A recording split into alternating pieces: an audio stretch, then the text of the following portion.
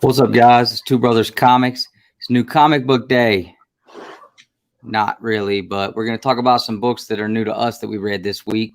We got some guys with us tonight to talk about some books, so stay tuned. And I didn't drop the bumper, but here it goes. Messing up the program, dude. Look, I do one really cool thing. I get this really cool, like, little 30-second thing built up that I was real proud of, and then I forget the bumper. Sue me. You're better than that, dude. Come on. All right, so we got a couple of awesome guests with us tonight for the first time, I think, together on our channel, right? Yeah, I think so. So, Dustin, you want to do the honors, introduce our two guests? So, yeah, because I know most of the people on our YouTube family know, but we are also live streaming through Facebook tonight. So, for those of you guys who do not know, this is Mr. Steve from Birch Family 54 Comics. He is another YouTube creator just like us, so you guys can check his channel out. Yes, sir. Power Rangers all day, baby. And then we have Mr. Ryan Pond, new guy Ryan. He you don't have a YouTube channel yet, do you? I mean, technically I have one. I don't really groom it for anything, though. I mostly do all my stuff on Instagram under NUEXGUY. Cool. And I'm excited to be here. This is my first time gracing the Two Brothers YouTube. So this is exciting. Right on. Glad to have you both. And we may have another guy come in. I did send him the link. He asked for it. He's in the chat. So if he decides to come on and talk about once in future, then he can do that. So all right. Well, you want to say hey to people in the chat? Yeah, go ahead and hit it. I've already been talking. I'm tired of it. All right. Andrew, how you doing, man? So he's on our Facebook page, asked if we were going to do some Saga review. We are, in fact, going to talk a little bit about Saga. I finally started reading it.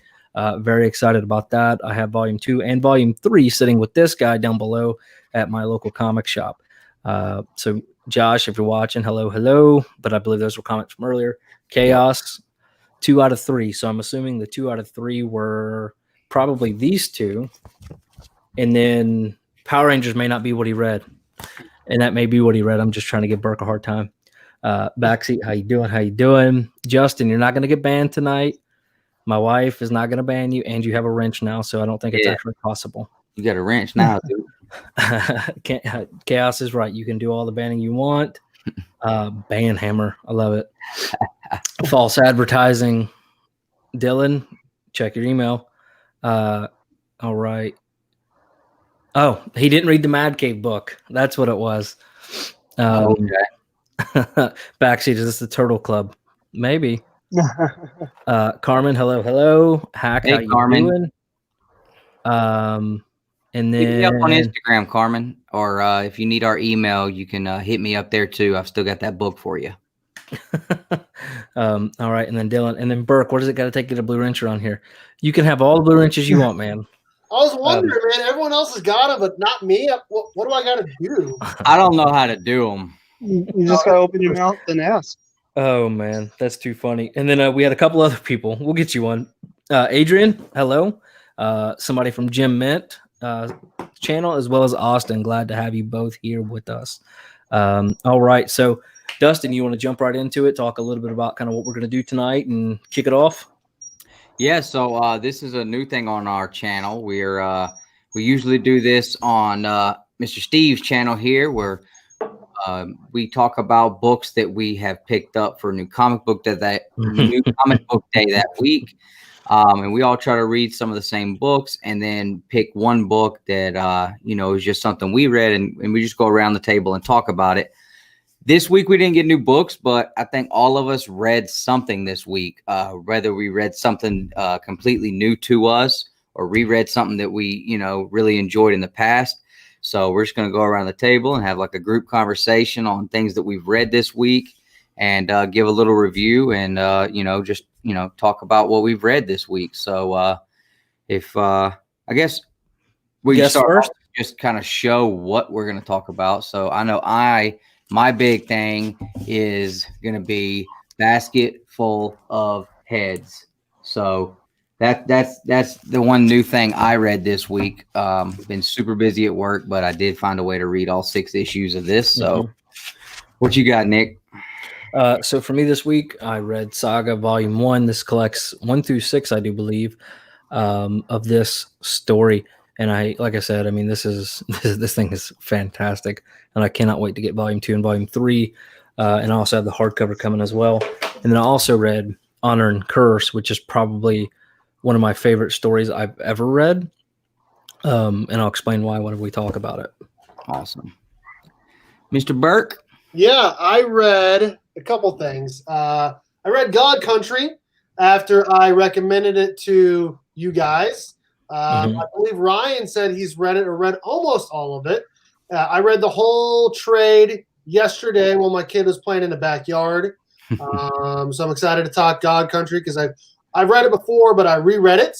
And then I also reread issues 0 through 4 of Mighty Morphin Power Rangers. And I actually read issue 0 twice because it was so darn good. That's the only cover of issue 0 I have left right now. Oh, outside of my, Oh, I know. I got one here, and I got some up there too. Right on, Mr. Ryan. I don't have any physical copies. Everything that I handled this week was digital because of situations. But I did flip back through issue 0 of Mighty Morphin, so I can remember kind of what that story piece was, what the very first introduction was. And yeah, you were saying, I think on chat earlier, like it's a really good issue, and it is. I forgot how good that particular story is. But other than that, I did finish up God Country. I read the last 3, and then I went back and read through it one more time all the way. And it's amazing. I love it. So I'm excited to talk about that. And then I also read the new Batman animated series continuation that dropped yesterday, the digital #1. So I checked that one out. And pretty cool. Not quite what I was expecting from it, but it's starting something. Cool. I'm excited to hear about that. When you mentioned it, I was like, that sounds cool. So cool, guys. We got some DC. We've got some independents. No Marvel, but we do have some cool stuff. Everybody's kind of brought something a little different to the table. Yep. So let's see. You want to let Gus go first? Yeah, I was gonna say, do y'all want to talk God Country first? Because I'm excited to hear about that. I actually found out. So Georgia finally went into the shelter in place starting tomorrow. I've been hearing different stories. I've heard some people say that we're gonna have Georgia State patrols going to be out and about everywhere and basically double checking to see if you're going where you say you're going. Because I was planning to go to Nick's house tomorrow after work and hang out for the weekend, and I think we're gonna nix that. But my local comic shop, Killer Finds, has officially decided to shut her down until further notice tomorrow. So I'm gonna go by there tomorrow one last time. But remember, I told you guys God Country trade paperback was at another shop a couple weeks ago. I had it in my hand. They put up yesterday, they're staying open, and they're doing 50% off on all of their trades, all of their back issues. So I will be getting God Country this weekend. Do it, man. So good. I've heard great things about it, and I went out and bought it, and I could not be happier that I have it in my collection. And I'm excited to hear what Ryan's thoughts were on it, since I said forever that you guys, both being independent guys, should be reading it. So, Ryan, what do you think? Yeah, I think it's incredible. It's a 6-part series, and it feels like that story was written for a 6-part series. And it just like lands perfect. There's a lot of things that go into the world and the vibe of West Texas, like where this takes place, not only do they catch that atmosphere, but it's a perfect setting for this kind of thing because you basically have the old guard changing to the new guard and kind of like generations passing to the next, and a lack of understanding between father and son. And so this is basically a father's last chance to kind of like go and wrap up his life before he moves on. But it's all on happenstance. He has Alzheimer's. He can't remember very much. And basically a sword, basically Thor's hammer falls out of the sky. He picks it up. It makes him strong and youthful again. But then somebody shows up and says, like, I have to take that sword. So either you can hand it over or I can kill you and take it, you know. And this old man, he doesn't back down. He stands up. He says, look, this is the best day I've ever had because I couldn't remember anything before except for all the terrible parts of my life. And the next step is to die. So I just sit here suffering all day. With this sword, at least I don't suffer, you know? And so that's his thing. Like, either I'm keeping the sword or you're going to kill me and take it, you know, but I'm not going back to the status quo. And so you get this little 6-part story series of him basically fulfilling his last opportunity in life before he moves on, I guess is the best way to put that. What I really liked about the book is that, like, I feel like, you know, that we're all around the same age. We've all been there when we've had a grandparents or parents or someone in the family that has Alzheimer's or has something where they need to be in a home. And like right off the bat in God Country, the sheriff is talking to him saying, we need to do something. And the dad's like, no, I'm not putting him in a home. And the dad doesn't completely realize like how bad the grandpa is until he sees it firsthand, where he wants to kill people just for being in their house. And then, you know, all of a sudden, like you said, his sword drops down and he becomes basically a superhero.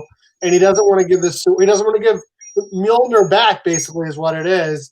And it's kind of also like a family story too, because like his granddaughter calms him down a lot, which I've said before, it's really nice being a parent that, like, you know, you may have bad days and your kid can always brighten your day. And it's nice to see that Donny Cates put that in his story.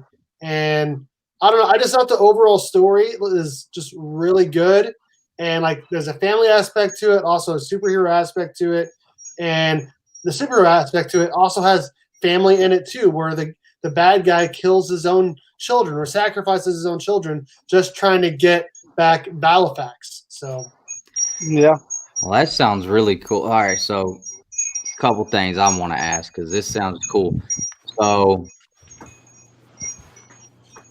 is it actually called? Do they call it out as Mjolnir? no. It's a sword, and he has his own name. Okay, but you can tell that that's like basically what he's trying to say. It is basically, yeah. It's Halifax, and actually the sword talks to him.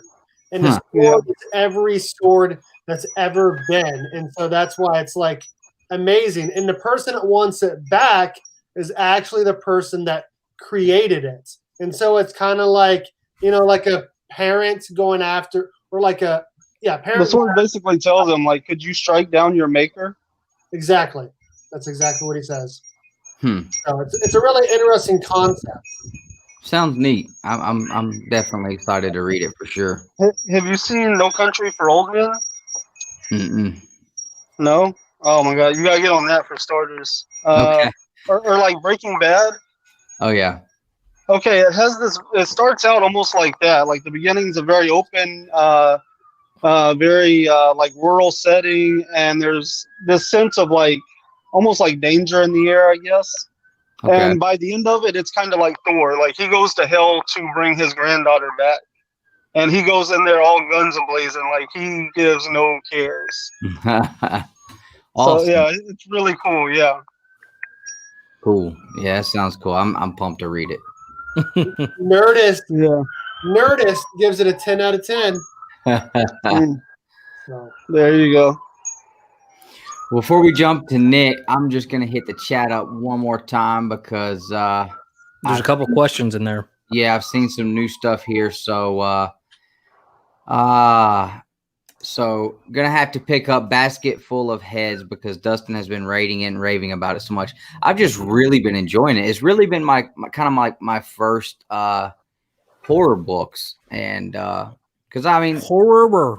Something's Killing the Children, I guess it's supposed to be a horror book, but to me this is way more violent. So I love it though. Hold on, is it more violent than somebody cutting Just wait.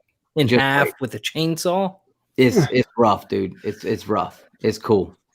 All right, so God Country. Everybody is raving about God Country. I'm not going to hit every single one because it would take a while, but everybody is all about God Country.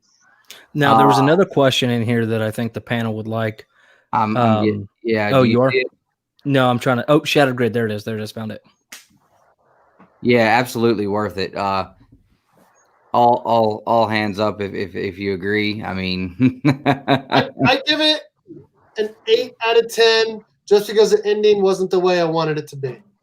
Yeah, see, I never think about the ending whenever I think about that saga. I think about the meat of it and what happens. Like I don't even count Shattered Grid, the last book, because I never think about that, which shows that really it was the weakest part of the story for sure. Chaos, yes, sir, absolutely. I am 100% essential. I keep the CDC running, so I absolutely am. Thank you, sir. All right. So while I was gone, did y'all just talk about God Country? Mm-hmm. Okay.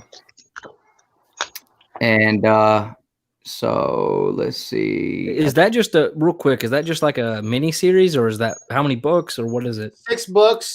You can just buy the trade paperback and you get all of the issues, or you can buy 1 through 6. Number 1's pretty expensive though. I mean, I think I've seen them like 120, 150 somewhere in there. Do they have like a hardcover of it? I have no idea. I haven't seen the trade or issues. Oh, that'd be worth having. And poor Chaos is potty training a small child right now. That's just the sweetest thing. With Chaos is what seems to be such a wonderful, just sweet and caring and patient demeanor that he seems to have. I can imagine he's just enjoying that so much. It brings me a lot of joy. That's funny. All right, so let's you want to move forward and talk about another the next one? Go ahead and hit one of yours, Nick. All right, so Saga. I know 90% of the people have already read Saga, but when I say Saga is probably I love this book, right? I absolutely love it. I still think, for me personally, and most people may not, but Honor and Curse was better to me. And I'll tell you, Jesus, Chaos. I can't even talk because I'm reading you. But and I'll explain that why in a second. But Saga, this book was not anything I expected in a comic, right? You have some of the weirdest things in the world. You have people with horns. You have people with TV heads. You have people traveling all across the world. But this book, it does something incredible where it basically brings, different people from different walks of life, different worlds, puts it all together in this really almost perverted. And when I say perverted, I don't mean like sexual, but like perverted Star Wars kind of story, right? It's weird. I don't know. I mean, have you guys read it? I've never read Saga. I've seen like a couple pages of it, but I've never actually read it. Did those pages kind of turn you away from wanting to read it? Yeah, it did, because it looks super weird on the inside. And I thought the same exact thing, right? And like well, that was odd. But I thought the same exact thing. I mean, you flip through in the very first page, it's insane, right? And everybody talked about it, so I gave it a shot. But I encourage you to, spend if you can get them, 50% off, whatever. It's a $9 trade. If you can find somewhere where it's 50% off for $5, it's probably going to be the best $5 you've spent on a comic. Maybe I'll see if Great Escape has Saga then while I'm picking up my God Country, because they got 50% offs. And I'll be honest with you. I'll buy it.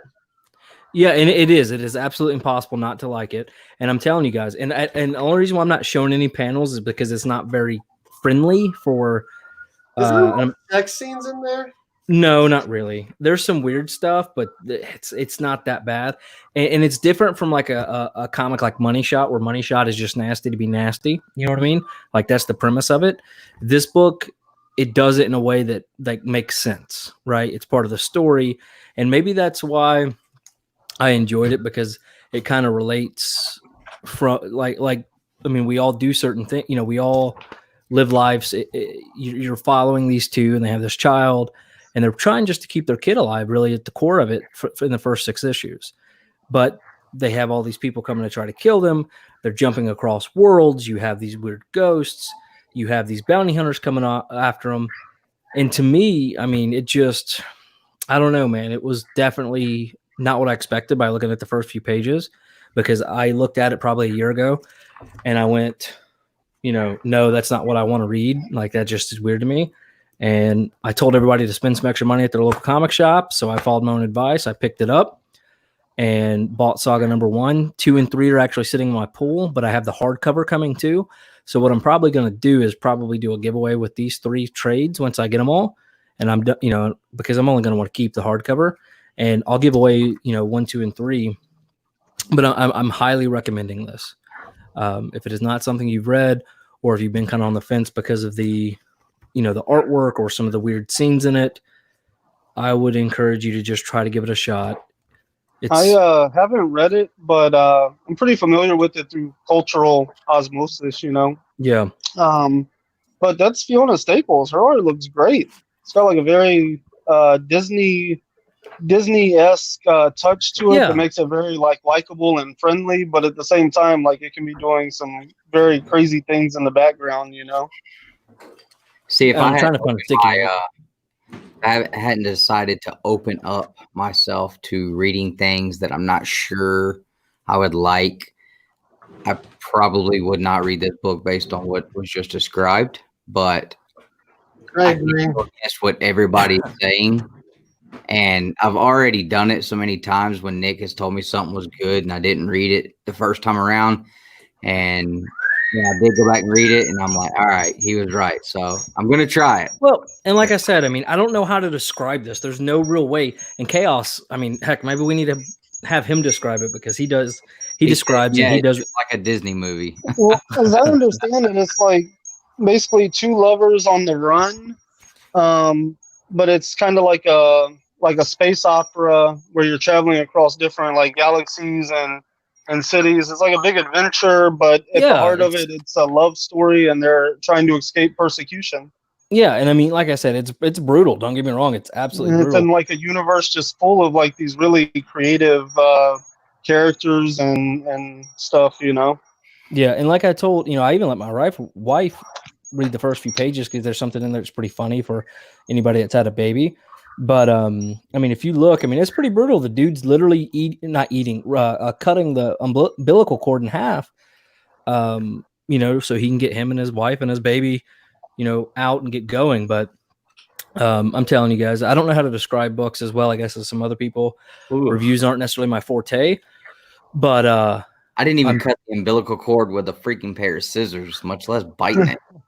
Yeah, seriously. And I still remember that sound. That's not a sound you can get out of your head. No, my wife did it, dude. She's a boss.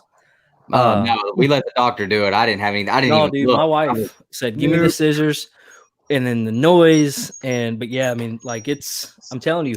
And Chaos is right. I mean, 100% of human with taste would not like Saga. So it's really, really, really good.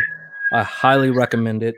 And I mean, you know, Brian K. Vaughan, they do a great job. If I'm not mistaken, it's on issue 54, and they're kind of on like a couple-year hiatus. At some point, it'll come back. But I don't think I've been this excited to continue reading something in a long time. Rob's comment is top notch.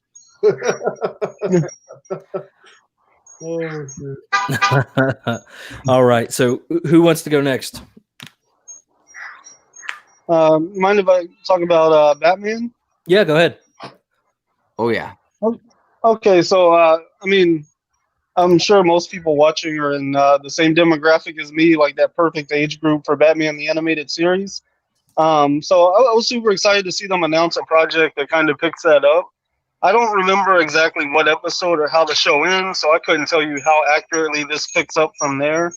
But I did kind of expect basically like a one-shot story that's like really big and just kind of bombastic and kind of shows you what this series is going to be. And surprisingly, it was not that. It felt more like the first of a 3 or 4 part story, you know?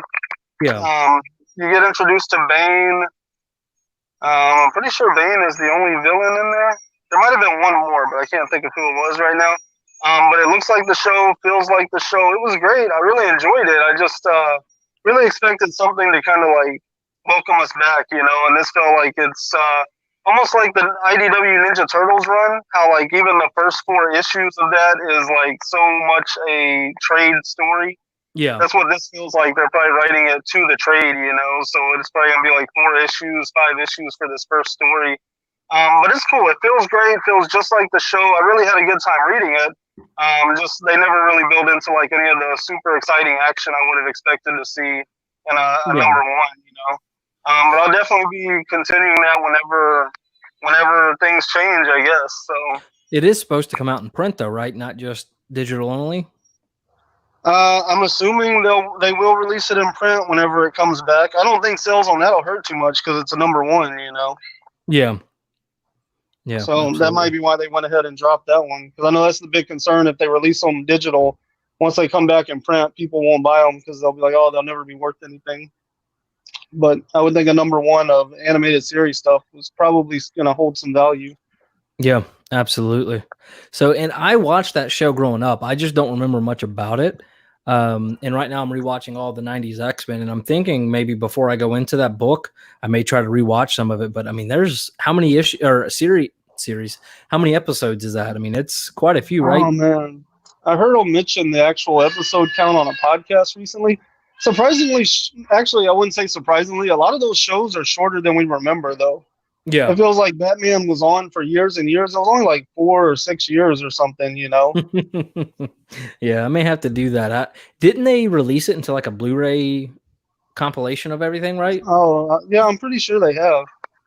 I may have to do that. All right. I think I'm good. You back with us, Dustin? Sorry. It's all right. I had to leave for my kid for a second. Now you're not paying any attention to He it. looks like Ron off of Jersey Shore, always in his phone. Trying to get everything straight. Bro, you got 20-something people here watching you stare at your cell phone. What is wrong with you? I'm working on what could be the most special guest we've ever had on Two Brothers Comics ever. Yes. I was just talking to him, so. Dude, Ryan Parrott said he'd be on my YouTube channel, and then he backed out. And I've been messaging him for like 3 months to try to get him on. He just ignores me. You know, with him and Justin, where did you find it, man? I don't see him ever really coming here, so I don't mind saying this, but he kind of seems like a major douche on Twitter. I don't remember whenever we were gonna like keep things family friendly and use better words.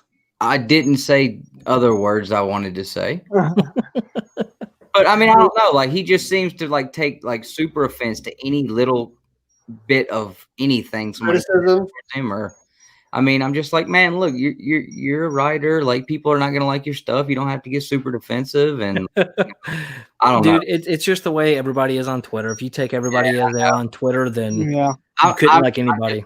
I don't know. I mean, I am a forever Kyle Higgins fan, I guess. So I don't know.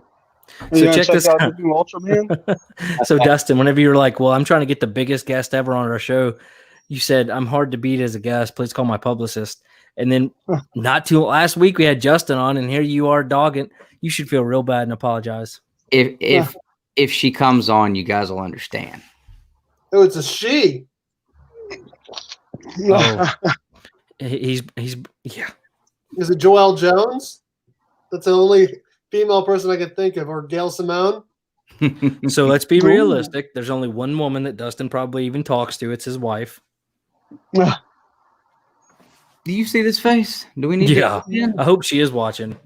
All right. Let's jump back on track. Batman. Tell me about it because I'm psyched. He just did. He just did. You were on your Literally phone. just went through the whole thing. So I am you're like so my sorry. students where I have to repeat everything because they were on their phones. I'm so sorry. My summary of it was I expected to come back with a big giant splash, and this definitely felt like the beginning of a story, but there's not a whole lot there yet. Okay. The only villain you really meet in this is Bane, and they have a little fight at the end there, but it's not too much really going on other than a lot of monologuing from Batman, kind of Okay. explaining where things are at this point. Cool. Yeah, I remember seeing the post whenever they first started talking about it, and I was pretty pumped up about it. I'd love to get that DC app so I can go back and rewatch the Batman animated series. Oh yeah, that's where it's streaming. And because I watched it as a kid, I watched that, X-Men, and Spider-Man. But to me, the Batman, I mean, Batman and X-Men really stick out. I've rewatched almost all of X-Men, almost all of Spider-Man, but I really, really want to get back into being able to watch that Batman. And I'd like to watch that new Harley Quinn. Everybody talks about it really well. And I love Penny. So Titans on The what? Penny. Oh, It's that's Harley not what Quinn, it sounded dude. like. I love Titans on DC Universe, man. It's great. I Oh, watched shit, the first dude. series, but I haven't watched anything since. It's season 2 is exponentially better than season. Yeah. So I don't know what happened to Ryan. Hope he jumped back in here. Do you want to hit one of yours, Burke? What's up? You want to hit one of your books? I mean, didn't you read it too? Should Oh, we that's wait the only until one? Ryan gets back. Yeah, we'll wait. I'll go ahead and jump into mine then. Do it. Basket full of freaking heads. Yes. Yes, yes. Joe Hill is freaking awesome with this. And I haven't read any of the other Hill House comics from DC. This is the first one I picked up. And I picked up issue number 1, I think maybe a couple months ago. And I knew that I was behind, so I didn't want to start reading issue 1 until I was able to get the rest of them. I actually started reading it at Nick's house one morning, and I got into it. And I think last week or the week before, I was able to pick up 2 through 6. My favorite cover that I picked up so far was this issue number 2, and I'll give you one guess why. That cover is sick. Sea Dogs. See that little signature down there at the bottom? Clayton Crane. And I didn't even notice it was a Clayton Crane cover until I got home. I was like, that right there is just, it just absolutely tells me right there. Like, I love the dude's artwork. Carlito Classico is a big Clayton Crane fan. Huge. Yeah. I don't know, man. I dig it. I dig anything he does. He's got his own style, and it always seems to look really, really good. So, so with Basket Full of Heads, you have, in the beginning of issue number 1, you have like this, like your regular summer romance type start off with a young cop, and he's a good looking chap. He's running around with his shirt unbuttoned, and his girlfriend is your typical summer hot chick. I mean, she's probably the hottest chick in the town. Very small town on an island. It kind of reminds me of what's that island in New York that's like you have to go across a bridge to get to it? Is that New York? Okay, maybe that's, yeah. So it's like an island. It's attached to this town, but you have to go across this bridge to get to it. And so basically some prisoners have broken out, and the police decide that they have to take care of this. And the young kid that is one of the main characters, and I can't think of his name, and I don't know why, because I literally have just read all these. He's actually just a cop for the summer, and he's staying at the chief's house. So the chief tells him, hey, you guys go ahead and head to the house because my wife's going to have dinner ready. Oh, and she's gonna throw a fit. Don't spoil anything. Okay. So basically, I won't spoil anything now. I'll just cut this review down. Really good book. You have some really cool aspects where you think you have an idea of what's going on, and then all of a sudden, there's a turn here. And then you're like, okay, I got it now. And then there's another turn. So it's full of twists and turns. It's a lot of cliffhangers at the end of the books, especially issue number 6, which is the latest book to come out. I think it was last week it came out. So course, we have to wait for issue 7, but really, really good character development so far. I like what they were able to do with the basket full of heads, and how those heads get in the basket. It's super, super cool how that works out there. I would have never thought about something like that, but it was a really great idea. And like I said, I think my favorite thing about it is just the constant twists and turns like you would have in a thriller type movie. Yeah. This is probably a little less of a horror book and more of like a thriller movie kind of book. I could see this being a really cool movie or a TV show, because of just the different routes that they could go with it. So I've really enjoyed it. The artwork's really good. Leo Max did really, really cool stuff in there too. So definitely digging it. It's not a children's book at all, by no means. Language is extremely strong, but What's a black label, right? it is a black label. So that right there. Actually, I recently learned that the whole Hill House imprint is an imprint of Black Label. So it's not an imprint of DC. It's specifically an imprint of Black Label. Okay, cool.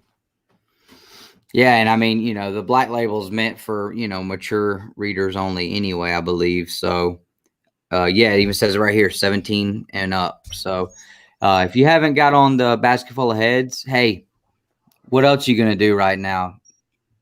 Pick it up, order it online, whatever you got to do, man. Definitely jump on this basket full of heads and get these books read before everything kicks back off, so you're going to be ready for it. And, I think that's probably the silver lining with everything that's going on. And kind of what we're talking about here and doing right now is you at least have an opportunity to go back and read some of these books and catch up on stuff or reread books you like, because Nick's got a whole short box of books he hasn't read. I was literally just read half of them. I mean, I was working on half a short box. If we'd have had New Comic Book Day this week, I'd have had half a short box. So, but yeah, definitely recommend Basket Full of Heads. Those were really, really good reads so far. So, and then Rob thought it ended with 6. Is that true? That's where we're at now. Number 6 was the last issue released, but it is not over yet. Okay. It better not be over yet. There's no way it can be over yet. It's not over yet, Rob. I'll go to Joe's house if it's over. I promise you. Oh man. So Hey, I hate to eat and run, but my wife, I need help take care of the kids. No worries. If you don't mind if I dip out? No. No worries, man. Thanks for being on with us. Dude, you were missing. Yeah. It's more Oh, no. time. Oh yeah, issue 0. Okay, well, I'll catch you on the rewatch. I might make it back later. We'll see what happens. all right, All right, man. Ryan, have a good one. Hanging out. All right, man. All right. So, Basket Full of Heads was okay. It was great.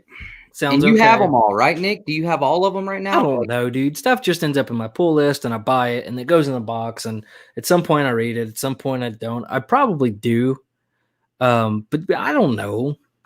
And I'm not like Rob. I haven't been doing my CLZ. This dude is still going. He's been working on this CLZ for 2 weeks straight. I can't believe he has slept, eaten, none of that. This dude is literally just, been on live streams doing nothing but CLZ apping, man. Dude, I've been eating a lot. Wild. I've been eating a lot. Yeah. Oh, yeah?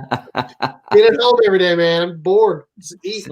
See, my lifestyle has not changed at all. I'm still getting up, going to work. And actually, if anything, I've been working more the past couple of weeks than usual. So, which has been cool. What is that completely white 9/8 slab behind you? It's like nothing is on it, it looks like. This one? Yeah, what is that? That's my and the reason why it looks like that's that Mortal Kombat issue number 1, the foil variant. So yeah, those you have to hit it right, and you get the dragon with the flames coming up behind it. Nice. But yeah, So like I can get every book in here to show up in the right light, except that one. Like it just is not going to work with light on it at all. So but it makes people ask questions.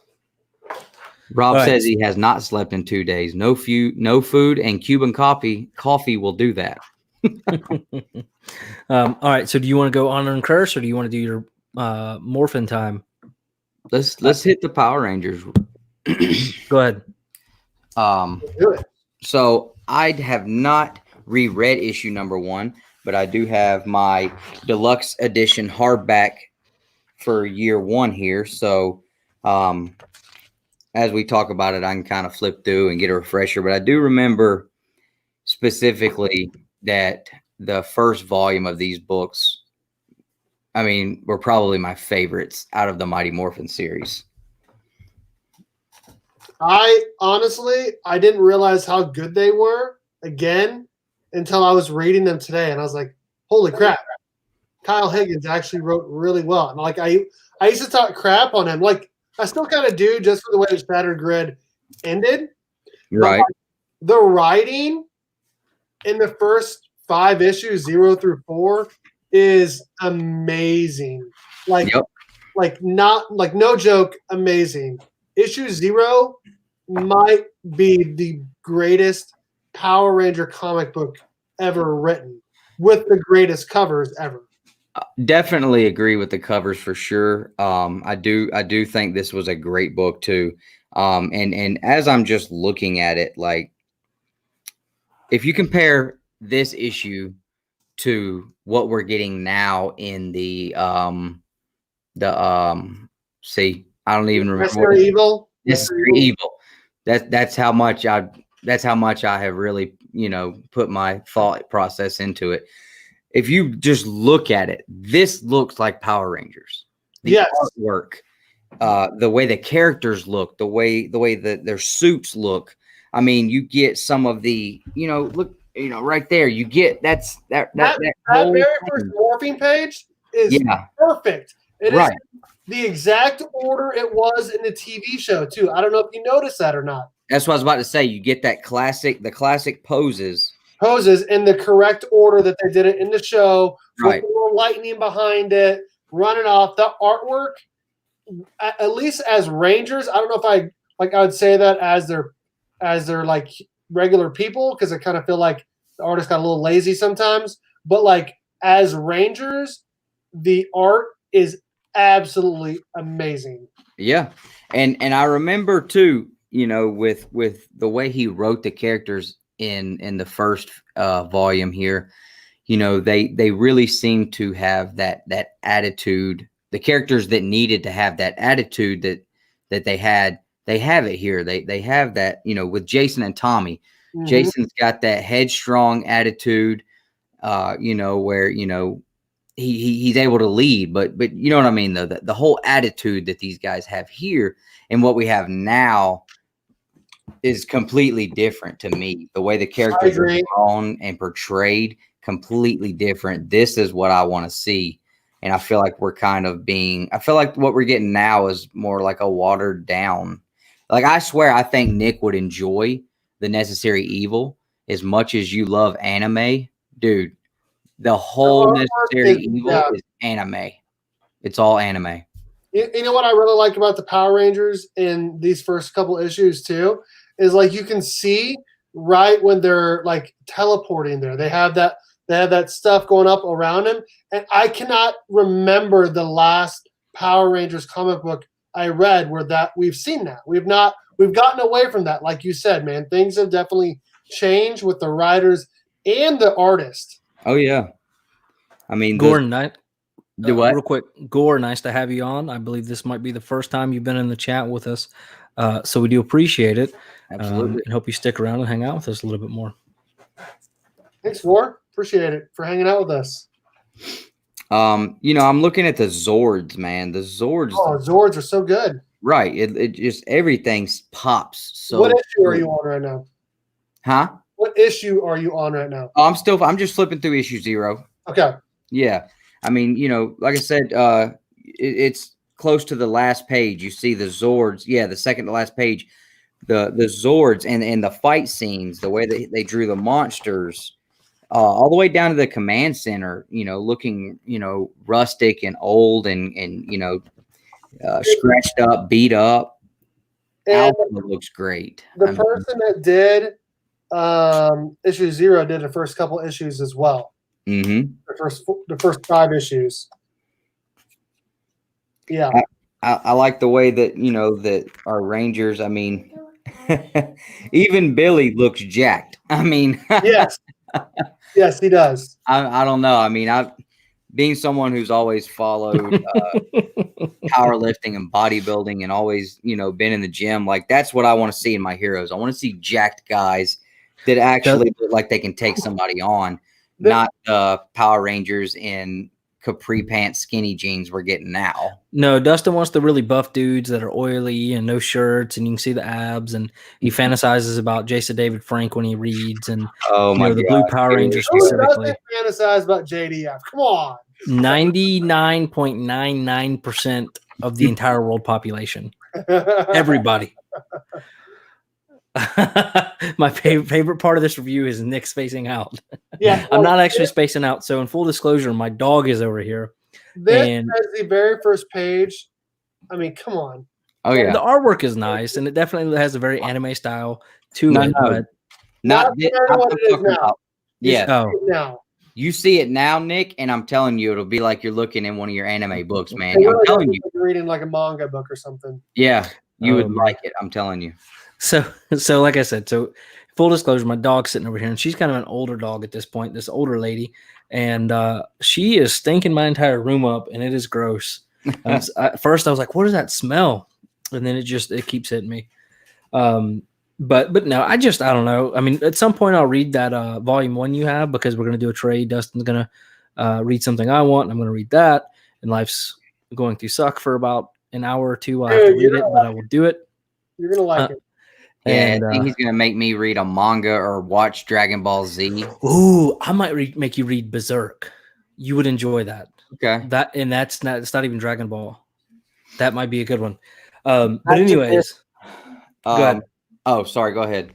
No, I was going to move on, but if you're still talking, go ahead. Oh yeah, I just wanted to hit one more thing. I love the setup at the end of issue 0, where they bring Scorpina in, and of course we know what happens with Scorpina, the role she plays, the further we get into the series, and then you see the crystal.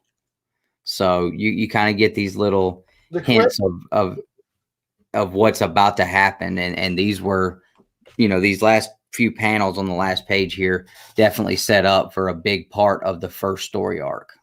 Do we, now that I'm reading it back, we actually get the Black Dragon Zord in issue 4. Mm-hmm. Is that to you the very first appearance of Draken, or is it actually in issue 9? I say issue 9, because we don't have a name, we don't have a face. I mean, as far as we're concerned at that point, it's literally like a robot. So yeah, I can see where you would could, you would make that argument, right. But it's not like Hulk 180, the first appearance of Wolverine. Right, we actually see him. Right. Yeah, because you have a full costume, head to toe, name, where he's from, he speaks, so I wouldn't consider it a Wolverine Hulk 180 first appearance, but I do think it's cool that he's there so early and we don't even know it. Well, what I like is in issue 1, we actually get. I didn't even realize it was actually all the way back in issue 1 that we saw the very first appearance of it. We get the very first Ranger Station in issue 1, man. Oh, yeah. It was a pretty big deal in Ryan Parrott's Go-Go run, was always including Bulk and Skull. And I didn't realize I went all the way back to issue 1 of Mighty Morphin, man. That's crazy. And they're interviewing all these people, asking what they think of the Rangers. One of them actually looks like Grace Sterling a little bit to me, but I'm like pushing a little far. Well, I'm telling you, man, I don't know if you have the hardcover edition. They have been reprinted and are back on sale, and they are so much cheaper now. You can get one of these for next to nothing. This is the absolute best way to read this series. This is how I've read all of them. Okay.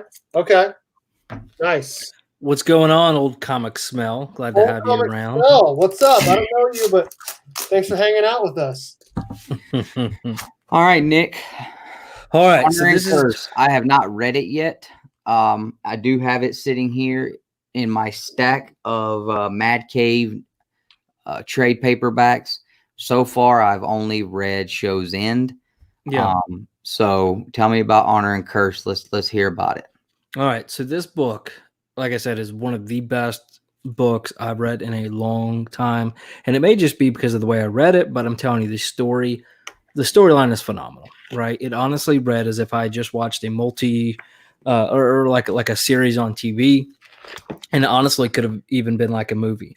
And you start out, you have this, and it's kind of what it sounds like, Honor and Curse. So it's, very, what's the word I'm looking for? Like samurai-ish, but that's not really the biggest focus. Okay. So you have some samurais in here, but it pulls into this demon world kind of thing, where you have this guy, and all his life he's trained to be the best possible version of what it is that I forget what they call themselves, but basically the best warrior possible. Okay. He's always been kind of the guy that is looked up to. He's always been the best performer, and come to find out he has this curse, right? So it kind of plays into this honor and curse.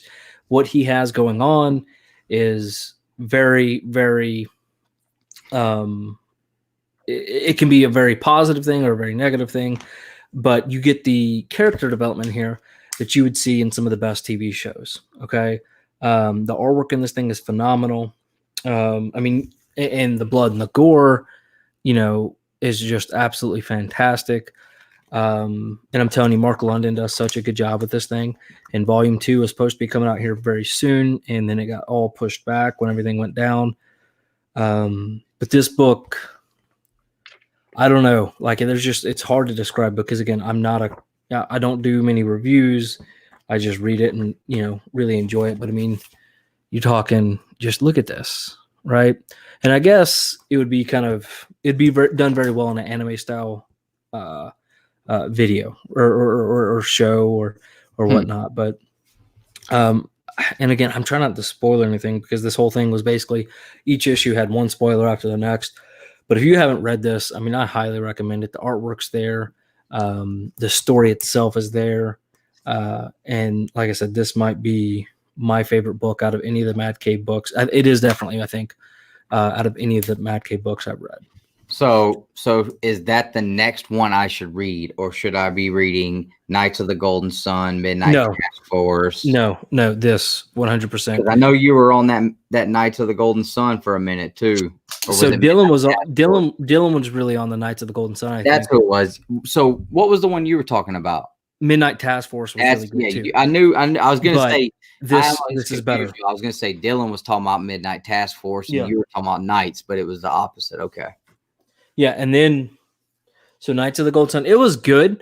It started off a little slow for me because there were some serious setups he had to do, but it was really good. And the artwork in here, I mean, is like, you can't beat it. But I'm telling you, this right here, there's no reason this shouldn't already be developed into some type of 2E series.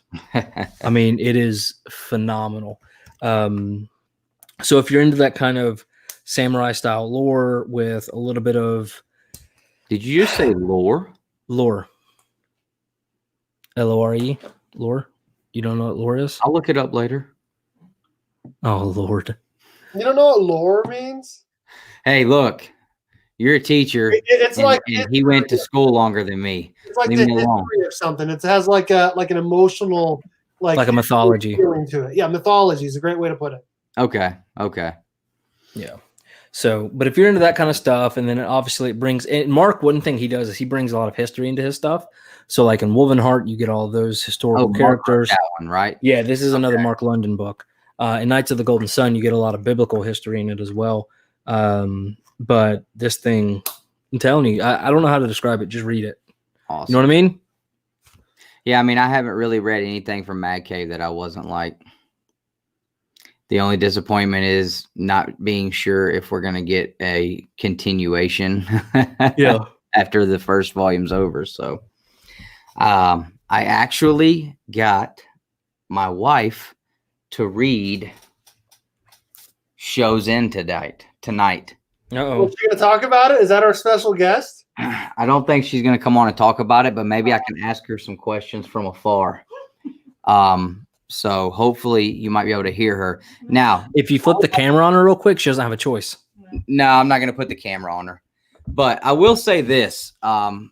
she kind of ticked me off because I was sitting here reading the last issue of Basket Full of Heads, which is a regular comic book. And she finished this trade paperback like 5 minutes after I finished my regular comic. And I was like, are you serious? I said, you didn't like it? She was like, no. I was like, well, why didn't you keep reading it if you liked it? She said, I read the whole thing. Are you kidding me? Reader? You know how long it took me to read this whole trade? It took me like 3 hours. So, but she said she liked it. Did you like the art? Mm-hmm. Like you paid attention to the art enough to like it? Yeah. No, she did not like the art. Stop making your girl read comics. She's sick of it already. Oh boy. That was perfect. That was good timing, Dylan. What's up, Dylan? I was gonna wait, and I was hoping you put me in perfect time. What's up, my guys? What's up, Dylan? Would you Not read much, it? Burke. How are you, boss? I'm good, man. You? Sounds like they're Man, you know, just hanging out. A little tired, but You seem to be doing a lot Glad more to be streams here. here lately, man. Are you? man, yeah. Dylan got What you up. were you gonna say? In a stole spot. I was gonna say, are you back in the YouTube community? You know it. You know it. I told you guys it just had to give me a little transition period because I'm working all night, sleeping all day. So He looks like he's wearing a Captain Marvel jacket. You got that new haircut going? oh no, it's just like a track, kind of like a old school track suit, like an Italian mobster tracksuit jacket with the X-Force. Oh man. Are you I got Italian? my haircut today too. Hey, yeah, I got it yesterday. I got the fade and I got it trimmed on the top. It was too long. I had to get it You'll done, do man. the thing where you can pull it back all the way. Yeah. I can't not tie. You mean slick it back? Oh, okay. Yeah, slick it back. You meant tie it? Yeah, I can't do that. You can't get the man bun. I bet you Burke has had a man bun. Never. I had I a, bet you Burke would rock a man bun. I had a mullet back in the day. That's awesome. I would never expect you Joe to Dirt. call it, but Joe, that's awesome. hey, Joe Burke. Joe Burke. What up? Man yo, bun. Dustin, I've not you're- done a man bun, but I think I could pull it off. I could, yeah. So this girl at my work, she came in with this hoodie, and I was like, "Oh my god, that's my favorite show of all time." And she's like, "I got some extra. I'll hook you up." Hell yeah, dude. That's awesome. Yo, Ooh, where's the XL for your boy? Dude, this is I'm trying to get her to hook me up with a couple more, man, because it's a double XL, but it fits. It's like it's a little short. Like I could probably fit a 3XL, honestly. Yeah. I'm gonna try to get her to give me another one. All right, Dylan. So if I get like 2 more, you know I got you, dog. But it says Ohio.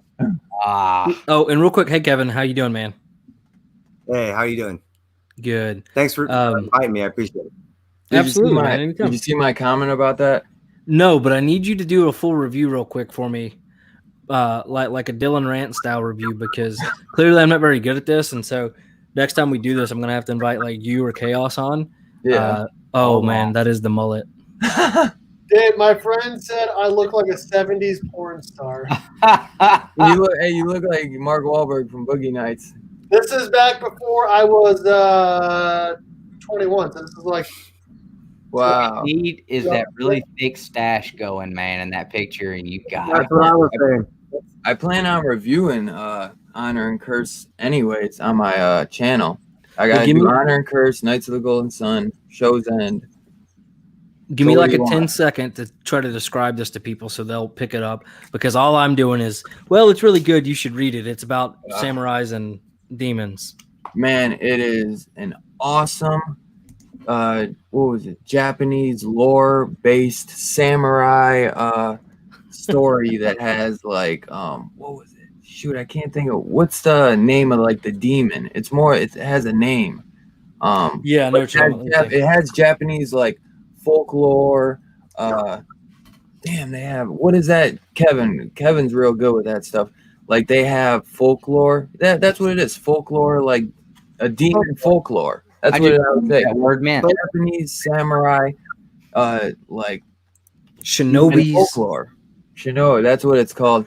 But yeah, because they have like those like horror stories, but That's the to weird them it's thing. called folklore. You know. Mhm. And in 6 issues, Oh my god. Hey, that's awesome. I got that. I just got that signed by Matina. Did you really? Yeah, my dad, one of my friends that my dad works with, What's going on, he TK? went to Chicago ComiKon and he got that for me. Let me get it. I'm gonna show you, dude. This is awesome. Well, this is what Did I do a good enough? Should I reword it? I can maybe. No, you're good, man. This is what I'm giving away for my 700, 800 subscriber giveaway on my channel. Really? People in this chat have not entered yet, so make sure you do that before April 11th. So are you going to give away with that one slab to both the 700th and the 800th winner, or how are you going to do that? So I'm giving away 2 mystery boxes. Only one of them has a slab in it. They'll also get 8 comic books as well. The first place winner will obviously get. Dude, nice. Dude, it's so cool with that pen, that green pen. Oh yeah, man, that's sick. Yeah, that's cool. I love it, man. And I got this one. Man, he's good at tracing, ain't he? Yeah. Tracer good. stuff. That's the best. He's the best tracer. He's something. He's actually really good. I dig Matina. I pick up all the Batman Matinas. I can't jump on the bandwagon, man. Hey, I don't know. Oh yeah. signed by Tinian. Nice. Nice. I actually hit him up about coming on to talk about Something's Killing the Children. I think he blocked us. Nice, Dylan. Dude, the guy hooked me up. Oh, this Probably like, screw you guys. That's funny. Those are the ones you said your mom come and woke you up and you wasn't even actually mad about it that time. Nah, not even mad. And I'm a cranky sleeper. I was listening to that video the other day while I was working. Yeah. Hey, showing your boy some love while at work. Oh yeah, I listen to everybody while I'm working. Today I listened to Steve and JB and Chino and those guys from yesterday. I listened to that while I was working today. So You know what they said to me? You know what they said? I don't know if you heard it or not. I used to do a Tuesday show with them. It's called New Comic Book Day. Hey, And Harry. Chino and Manny are brothers, and they're like, "Well, I guess you went from doing a YouTube show with 2 brothers going to another YouTube show of 2 new brothers." Hey, Harry. Thanks for not showing up in my live stream. do what? Honestly, though, I didn't even know you were live, Dylan. Butthole. That's why it's PG-13, so I'm gonna hit you with the butthole. And you know what I really mean. You know what I really mean. Wow. Oh my god. Hey, imagine we could just do a PG-13 show and just every time and I'll go full PG-13. So anything I would usually just straight up cuss, and I'll just change it to goofy stuff like that. Like I love it. That is actually that would pretty be funny. so. That would be the funniest show ever. That could, dude. If you made that your new shtick, like PG-13, Dylan. dude, like where you just throw out some funny, crazy phrases, like, dude, you win. Oh my god, yo, I'd get to 1 million subs. You think? Oh my god. Oh man, Yeah, that'd be go funny. online. So real quick, Yeah. Iraq. I think I'm pronouncing that Iraq. I think this is your first time here, man. Glad to have you, or girl, right? I'm assuming Zimtara. But anyways, glad to have you. Hope you are having a good time hanging out with us. So did anybody pick up anything this week? Was anybody able to actually get to any kind of shop and pick up anything? Nope. I got Once in Future sent to me by Amazon on Wednesday, which I was very happy. Oh yeah, Yeah, man. and did you We're see my talking post? new comic book stuff. Go ahead, hit the Once in Hey, Future. hold on, real quick. I read it. I want to show off my little baby girl. This is why my channel is Birch Family 54 Comics. Hello. Oh, What's her I thought you were single. Her name is Aria, and guess what? She can name all the Power Rangers. Can you say who they are? Yeah. Okay, who do we got? Jason, Yup. Who else? Tony, Tommy. Kimberly, Yup. Trini, Trini. What's a blue and black one's name? Jake, Rocky, No, not Rocky. You were close. And then loser 1, 2, 3, and 4. Billy and Zach. All right. Good job. Okay. Good job. Right on. Great job. All right. Sorry. That's the football No, star you're there. good. Awesome. We need So we need- Dylan, we Perry need said somebody. We need somebody. To, 13 and you have a something job. up. Your channel's over. yeah, I know. So tell us what you love thought it. about Once in Future, man. Man, I'll tell you off rip, I cannot wait for issue 7. I wish I could have got my books so bad for that, just so I could have read that. Oh man, I really enjoyed it. I read 2 issues yesterday, but I had read issue 1, and I was like, should I just start with issue 2? Because I read issue 1 like a month ago, digital, and I was like, nah, man, I'm just binging it all. So I read issue 1, issue 2 yesterday, and I read issue 3 to 6. And man, it was phenomenal. The artwork and who was it? Tamara Bonneville. I think that's saying it right. The colorist. Wow, man, the colors in that book are really. I love when they really throw that green in with the blacks for Arthur. It works so well. And then they'll like throw some pinks in there too in the background, but not with Arthur. There's like other parts with It almost like they have a fluorescent look to them the way that they do them. It looks really good. Like I feel like the pages could almost glow in the dark sometimes. Yep. I was thinking that too. Shoot, let me see where I got it. And you definitely read it the best way, I think, because I want to go back and read it one after the other because I feel like sometimes with something like that, you'll lose a lot month to month. So, what were you going to say, Kev? My bad. No. I was going to say it was a perfect trade. Have you tried to actually see how much it glows? How you take it deeper and deeper into the dark? You know what I mean? And just see where it fades. Oh yeah. Did you read issue 7? No. Oh, okay. So yeah, when you guys get issue 7, whoo! Look at that green, boy. Oh yeah. Yeah, it's awesome, man. Have you read any of the Once in Future, Steve? I don't know anything about Once in Future. Nothing about it. You see like the pink skies though? Yeah. So cool. Oh yeah. Look, I'll tell you what, Steve. I'll go buy God Country and read your God Country, but you got to get that Once in Future Volume 1 trade. Out and read it. God Country is phenomenal. It's phenomenal. Isn't it? It is. I want to buy. I read it digitally, but I want to buy the trade so bad. Kevin, have you read Kev, have you read God Country? Not God Country, no. Just the first 2 issues of Once in Future, but not God Country. Yeah, Once in Future though, it's on Amazon for $12, man. I highly recommend picking it up. That's cheap. It is, right? It's got a cover price of $16.99, so $12, man, ain't bad at all. And it just came out, what, 2-3 weeks ago? Yeah. So for just coming out, $12 ain't bad. Yeah, last week or the week before last, I can't remember. And some of the best covers. It was the last new comic book that came out because it was in our video. Yep, issue 7 and the trade, and the covers were so awesome too. It's got the one per store in the back. I really wish I could have got that.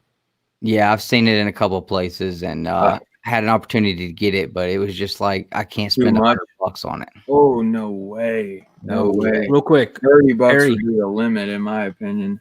Perry, Gideon Falls sucks. Come on here and change my mind. No, Gideon Falls is amazing, Nick. I got to jump. But you're not a horror guy. You are not. I'm just trying to start crap. I know. I'm just trying to make Perry get all. I thought you were being serious because you don't like horror, though. So are you really going to pick up all the Hill House to read Sea Dogs? See, I'm not going to read Sea Dogs yet because I think it runs through like all the Hill House books, right? Does. So like, I want to pick all of them up. Yeah, 2 pages in the back of each book. So I want to pick them all up before I start reading Sea Dogs. But I did notice an Easter egg in Basket Full of Heads. So she uses in issue 5. She actually ends up changing into a softball jersey in the jail cell, and the team name is the Sea Dogs. Is it? I didn't even notice that. It's funny because in Lolo Woods, they go to see a movie, and they wake up, And they like the thing about it. Lolo Woods is one of the weaker ones, but it does get really good. It got pretty good. Nah, that was Daffy and Byrne that got really good on issue 3. Lolo Woods is the weakest one, in my opinion. I know Robbie said that he started to like it on issue 2, but long story short, they wake up. It begins with them waking up in a movie theater, and they don't know how, like, what just happened. They're like, I don't even remember. I think it was like they don't even remember going to the movies, or they're like, how did we fall asleep in the movie? They're like, what happened? Yeah. And they went and saw Sea Dogs, the movie, though. When they go out, like, the like on the, old school movie theaters, they would show like the, I can't think of the name. Like the banner out front, headlining, like it would say now playing this or headlining, whatever. And it said the marquee playing Sea Dogs. What was it called? What's it called, Kev? I couldn't think of it. A marquee. The marquee. That's what I was thinking. I couldn't. Yeah. That's cool. Name. Hey, I'm gonna jump off here. Dustin and Nick, I gotta put my kid to bed. Come on, man. It's not even that late over there. I since we moved up the show an hour, that's what I said I'd do. So. All right, man. All right, well, we appreciate you being on here. Thanks for hanging out, man. You want to tell the folks what you got going on? You got anything coming up? Yeah, actually, I'm going to post a video tomorrow unboxing a pretty big key issue, and so definitely check that out.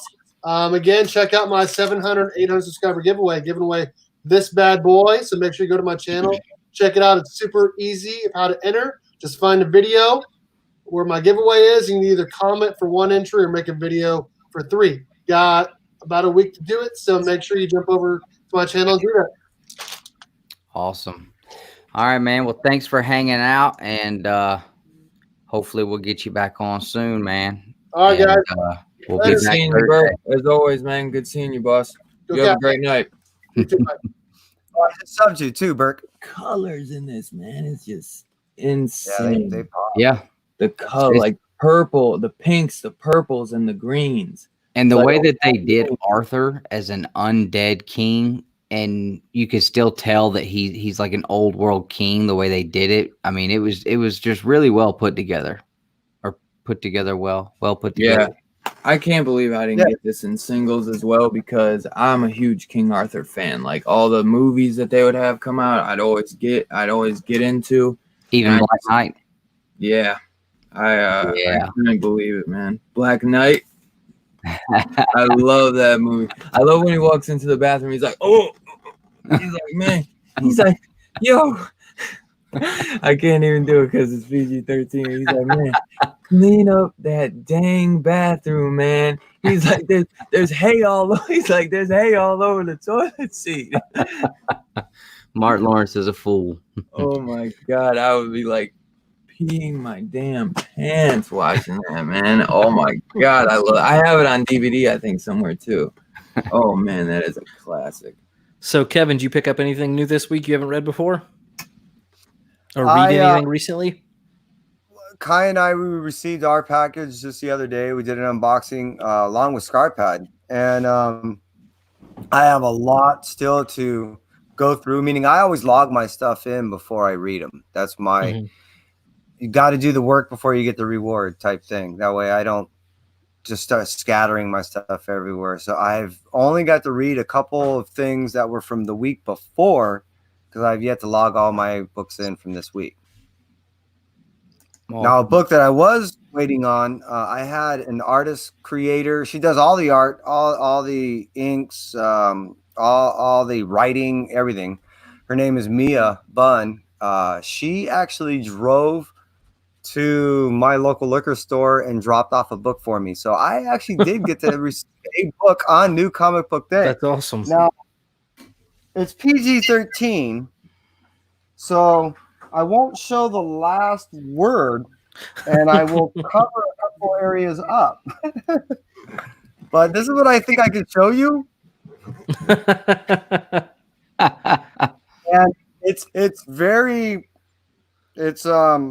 two adult dancers, there we go, that they get themselves into some situations. And it's just, oh my God. The whole time you're actually saying the title of the the book while you're reading it. You're just like, oh, duh. So, yeah, it's thoroughly entertaining, and it's something I've been able to give to my daughter and her boyfriend who do not read comics. Yeah. So this is my way of introducing comics to them. And so my daughter, she's all in. She's digging this. Awesome. So that was my big pickup as far as new comic book day. I got one book, and it was delivered to me by the artist and creator. So that was cool. Yeah. Yeah. Can't get no better than that. No, I mean, I didn't get all my pull. I'm waiting on, like everyone else, their books, but I'll take what I can get. I'd have to say John of John's Comics, he was probably one of the most, he had this ESP thing going on because he was able to buy a whole short box full of trades before this happened. Dang. So he's set. Wow. Awesome. So Justin, God, I can't stand this chair. what are you even doing with your life right now, bro? I mean, you got all 6 and you ain't read but 1. Hey, he's doing. Start with 1 and just go right now. Leave the I stream. know. Leave the Take like stream. an hour. Go lock yourself in a room. Don't come out till you're done, and then send me an email and let me know what you thought. It'll take you like an hour and a half, man. It's a fairly quick read, but it is a great read. Unless you read like my freaking wife and you read a whole trade paperback in 15 minutes. I mean, it doesn't take that long to read a trade, dude. Yeah. It does for me. Leave me alone. So I did go to the local comic shop this week. Yeah. My hands are still burning. I think I'm gonna read this next. I heard that's pretty good. I think it's kind of got pirate, like I don't know, like it's got a little pirate stuff to it. It feels like more like, I don't know, like maybe not pirates necessarily, but it's like, I don't know, them going out like colonial traveling. I don't know how to say it, like European ships sail to Malabar coast. But go ahead, Dustin. Sorry. Oh, you're good, man. Yeah, you're dying to show something. So literally the best week of comic pickups in my entire life right here. Like, and this ain't even all of them. I've still got more coming in the mail, but I have picked up some of the best books I've ever picked up in my life this week right here. So it was a really, really good week for Dustin at the local comic shops. And then he won't even show you guys. Stop holding out. Let's see them. Oh, I can't show any of them. I read this can't. puppy. And I'll tell you why I can't. One, I'm going to probably do an edited video showing these books. Boo. 2, some of these books are going to be used tomorrow night to take down Biggie Shaq and Tony Sanders and those other jabronis over there in the hunt. So I don't want to let them know what I got so they can go back and try to make sure that they can compete with it.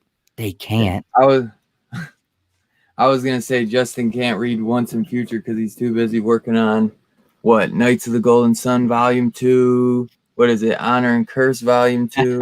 Who knows, man, with this guy, but we know he's working on something dope. Oh, no. You know what? I feel stupid as hell for saying that because he told me he's not working on a Mad Cave book right now. It's something else. So that's even cooler. He's probably working on that book with Al Snow. That might be it because he did say it was not a Mad. He's like, surprisingly, it's not a Mad Cave book. So you guys read this though, I know, because you did an interview with the guy. It's phenomenal. I think that this has potentially even be better than Show's End. I don't know how you guys felt. I'm telling you, dude, the way that this issue was, if he continues it, I'm telling you. It was good, and I enjoyed it, but I don't know. I'm still stuck on Show's End and Over the Ropes. Those are my 2. Yeah. Hey, well, yeah, everyone's got their opinion. I can see mine's probably Knights of the Golden Sun, tied with Battle Cats Volume 1 and 2, and then Honor and Curse became like my second favorite. Because the first 2 I said those are tied for 1. But oh, man, this was so good. I didn't say it's for sure better because it could crash and fail, which we all know is not going to happen because it's Mad Cave. Mad Cave has never put out like one bad issue. Yeah. And we've read, I don't know if you guys have read True. all their books, but I have. I've read all their books and not one. I haven't read one bad issue. That's rare, man. Definitely agree. Come on. When have you seen where every single book is fire? See, Nick, though, he's not into wrestling, so he might not get into that. But at least they have one book for everyone out there. Yeah. But I think even if he read it, he could still appreciate the storytelling. I think he would. So it's more than just a wrestling book, you know. It's almost like, you know, Phoenix, man. He's like that bad mother, you know what I'm saying? That always will never give up. He's like the hero. He won't give up and he won't take the sucker way out. And no matter what, like they'll be like, "Oh no, you about to lay down." You know what I'm saying? You're gonna flop. He's like, "Man, I ain't doing nothing." Like he don't. I love his mentality. He's so awesome. Yeah, I like that. You know, he breaks kayfabe. You know, it's cool. You know, and the heel turn. I'm looking forward to seeing how that goes in the last issue. I am too. It's gonna be good. I hope we get a volume 2. I think we will. Honestly, I hope so. Because they could go. Jay can do whatever with that. You know. Nobody even likes that stuff, Dustin. Yo, stop teasing me with that. Let me see that. So this one I'll show you guys. You know, Cap is my favorite. This just to kind of give you a taste of what kind of stuff I picked up this week, and this is like out of the 9 books out of the 7 books over there I just picked up. This is probably close to the bottom of the pile as far as like what I'm excited about, but oh, get out of here. Get out of here. With that little 12-cent Jack Kirby. I think Jack Kirby did this one. Mylar? Yeah. 103 Captain America 12-center. Hey, yo, that's a high praise right there. Because I know he was saying Dryfoot was one of his favorites. But he said Stargazer is his favorite Mad Cave book. Yeah. I'm telling you, man. I know Show's End is amazing. It's hard for me to pick, but it's weird, man. Like I'd say, like the top ones are like all done by Mark London. Like I don't know how he does. Wovenheart's up there in the tops too. It's hard to really it's really hard for me to say like a list because I just love every single one in their own way. That one's that's your favorite. Have you read them all yet? Because I know Dustin's lacking, man. He ain't read them. Yeah, I've read every single one so far. But I've been so busy, man. I haven't read much of any. I still haven't read the last 2 Batman books that came out, and I was on those like that. Really? I haven't read the last Ninja Turtles Power Rangers yet. I mean, I've literally. Oh, that's good. I haven't read. I've got Hellfighter Quinn's the next thing I'm reading right here on top. That's a good one too. I've got a lot of stuff I haven't read yet. I haven't even read the What If book for this week's What If show. I've just been so daggone busy with work. So, but I didn't know Birch did the lettering on that. But when I did the review, I was thinking, I was like, man, the lettering on because they did a lot of action, lettering, like kapow, right. Thing. And then at the first page, this guy gets his guts knocked out, man. And I was like, oh, and it got it's like splash or something, well, in all red, it looks like blood.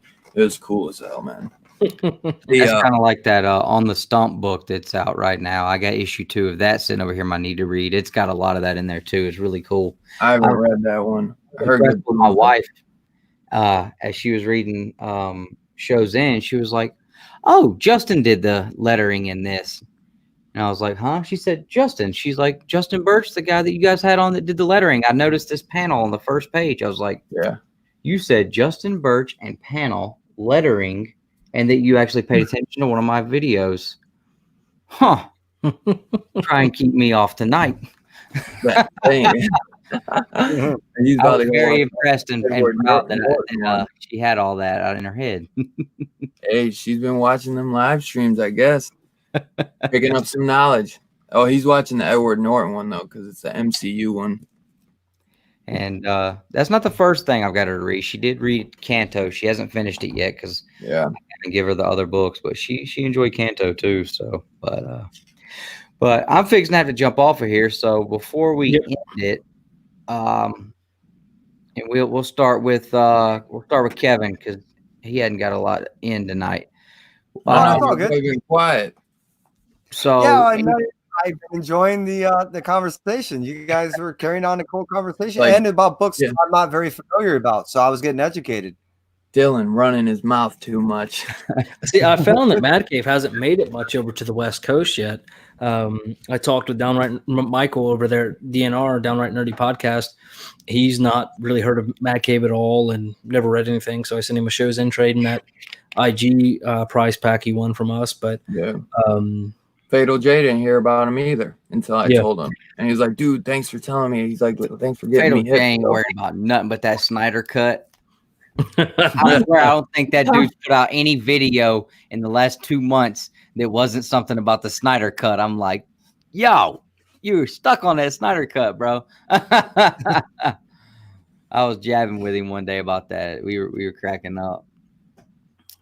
But so Kevin, when New Comic Book Day comes back, what's a couple titles is going to be like the first things you can't wait to get it back into? Let me actually pull that up because there was 3 books that I recall that I was waiting to finish out that were ending their series. So it was one of the things was that Batman 89 third printing. The second printing I wanted nothing to do with. The third printing is going to have a different background. Okay. As far as I thought you said that was Hell Arisen. 89 is and Hell Arisen should have a different one too. Doctor Strange #5. Ludocrats #1. I like some of these weird, bizarre, cartoony style stuff that deals with real life situations in the most bizarre, cartoonish ways. Yeah, so that's Ludocrats. This cover, yeah, that's 89. Yeah, but with a different background. It's funny. I got a poster of this cover signed by Tinian. Awesome. I wish I had this book signed by him, but I got 86 signed by him. So it's all like pinkish.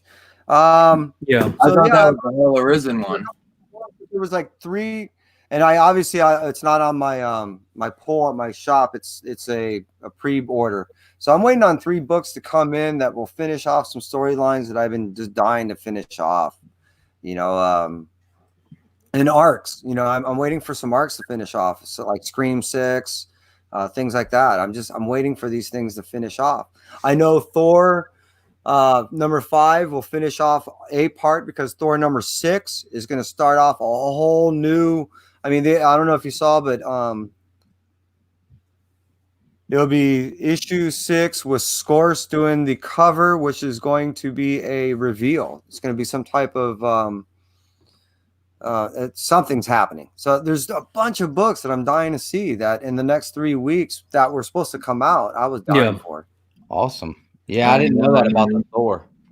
Well, in the meantime, Kevin, man, go on Mad Cave, buy you a Mad Cave because I believe they're still shipping. They don't depend on Diamond to ship direct to you.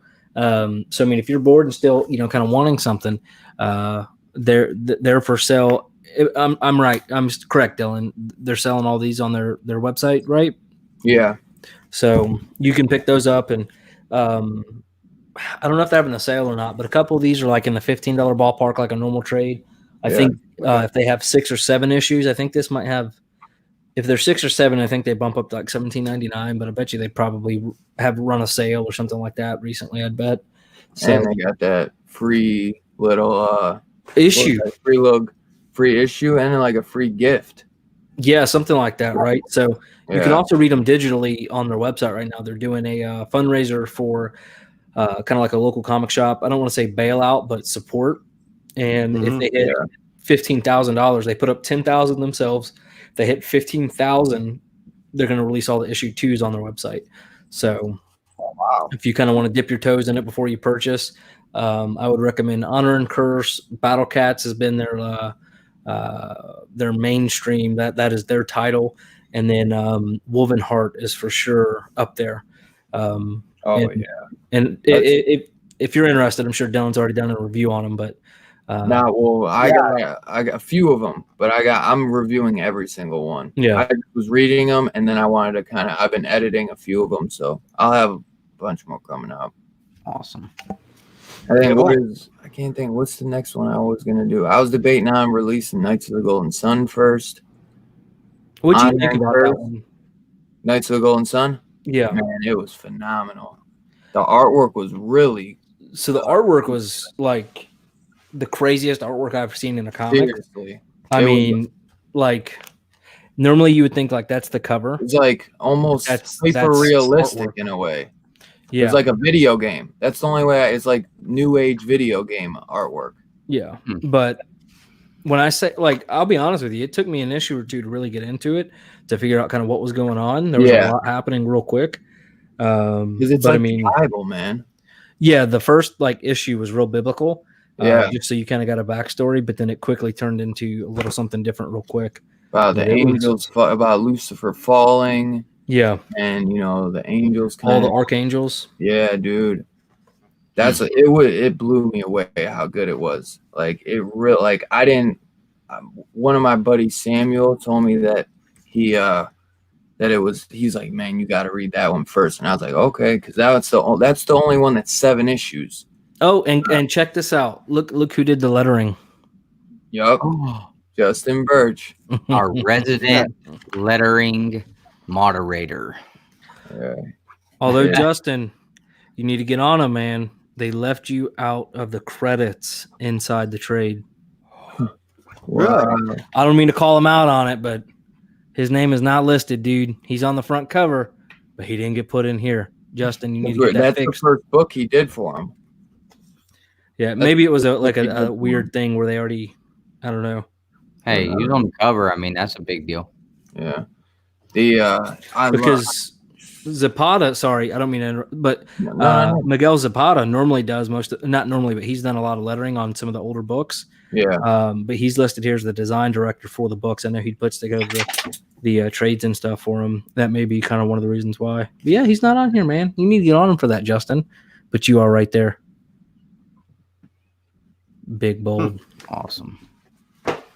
I'll trade book credits for money.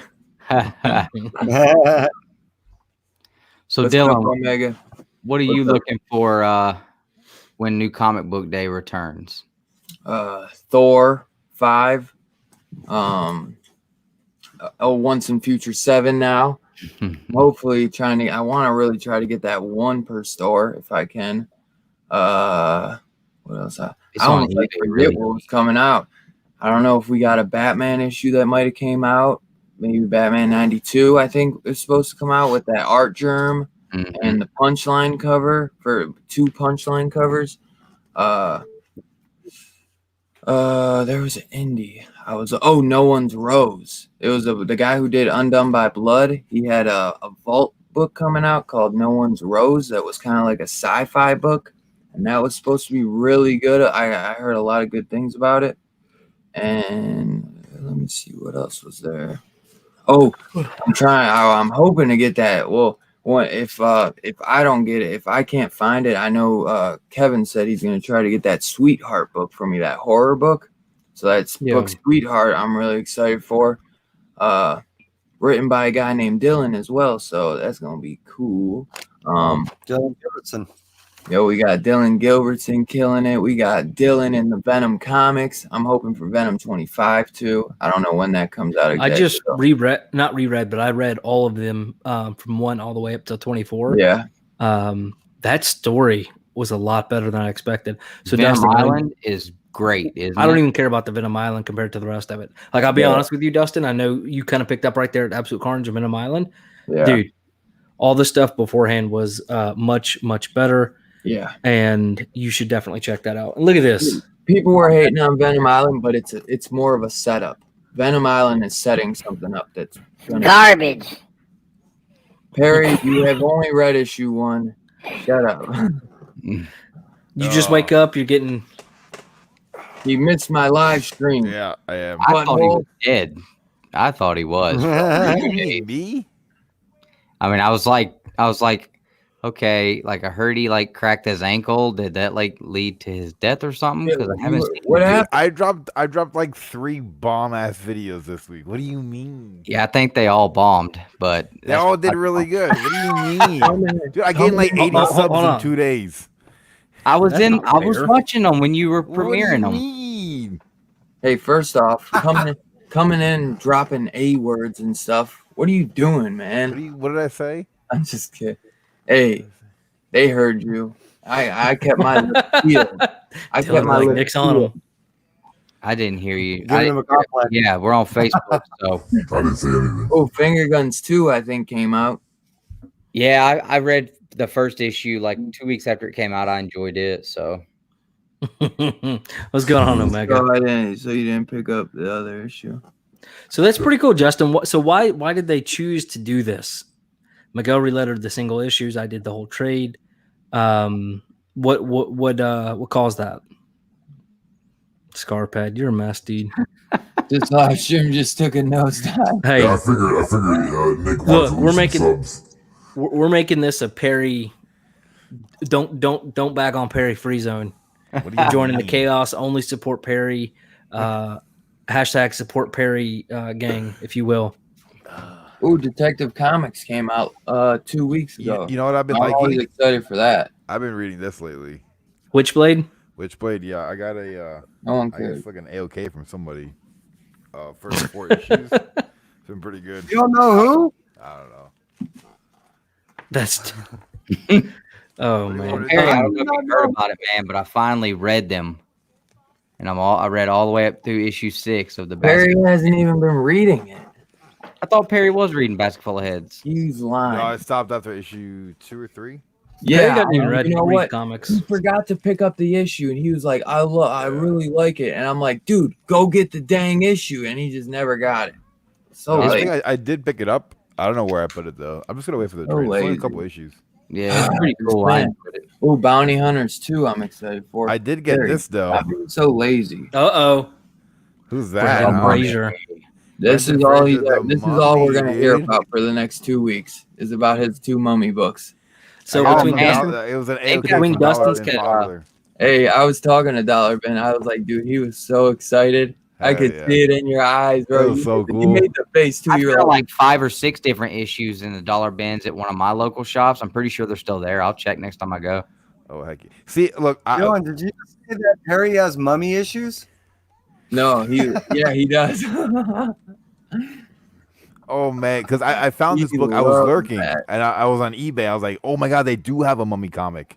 And then that was a couple weeks ago. I forgot what the issues even looked like. So when I opened it, I was like, oh my god, it actually has him. because on you the bought cover. it right there on the stream, right? No, I didn't buy it at all. No, it was A-OK. Oh, because he was in the chat. He's like, yo, I got those books. Just send me your address.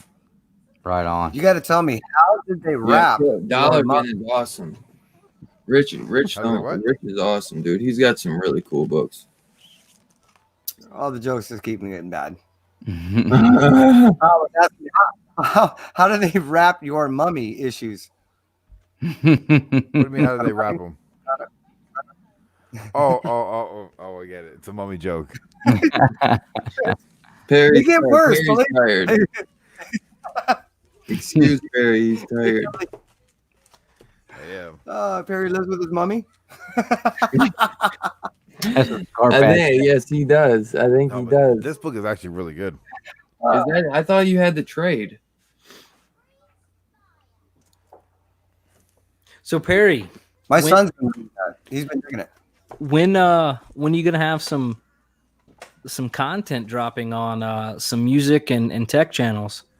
It's coming. Yeah, It's we were coming. supposed to start a I channel. think I'm gonna scrap the tech because I don't have enough time to tell people what I know. So I'm just gonna go ahead and make it a movie TV. So I'm just gonna watch TV shows and movies and upload it. Because that Iron Man video, dude, it hit big. Well, yeah, it finally hit an algorithm. Boom, and it started going up. I think It's my unbelievable. watch time for that. It's I think it unbelievable. was at like 50,000. This man has never watched any of these MCU movies, and I've been yelling at him for months to start watching these, and now he's gonna get famous because he's watching them now. That's it. That's right. This son of a. He waited a decade. Now he's already seen everything, yeah. And then people are watching it at the tomorrow. I swear to God.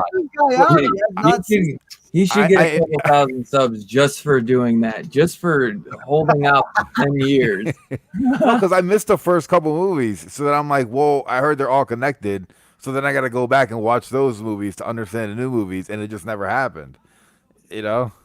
And it was like I was like a teenager, and I was like out doing stuff, you know. 2.6 thousand views. Like out, not, dude. That's not awesome. hanging out with girls. Nick, tomorrow me and you are watching Black Panther. I thought you were watching Hulk. Or you were doing that? I got to wait for the batteries to charge before I can watch any other movies. What's after Hulk? I was supposed to watch Thor? Hulk before I watched Thor. I watched Thor. I uploaded that. That was people like that one too. I gotta watch Incredible Hulk, and then I gotta watch Captain America. I love that one. I don't know where I go from there. I mean, you can basically skip with my boy Red. I can't Thor skip. 3, Captain Marvel. I can't. Can't. You see the views? I can't. No, dude, 2.6 thousand views that quick, man. That's pretty good. Yeah, dude, it was at 200 last week. Yeah, and then from Sunday, it just hit 700 views, and I woke up. I was like, oh. Yeah, okay. because whenever you uploaded that Thor one, I was like, man, I'm gonna go back and check out the Iron Man one and finish watching it. And it was like 2,000, and I just looked, and it's at 2,598, I think is what it just said.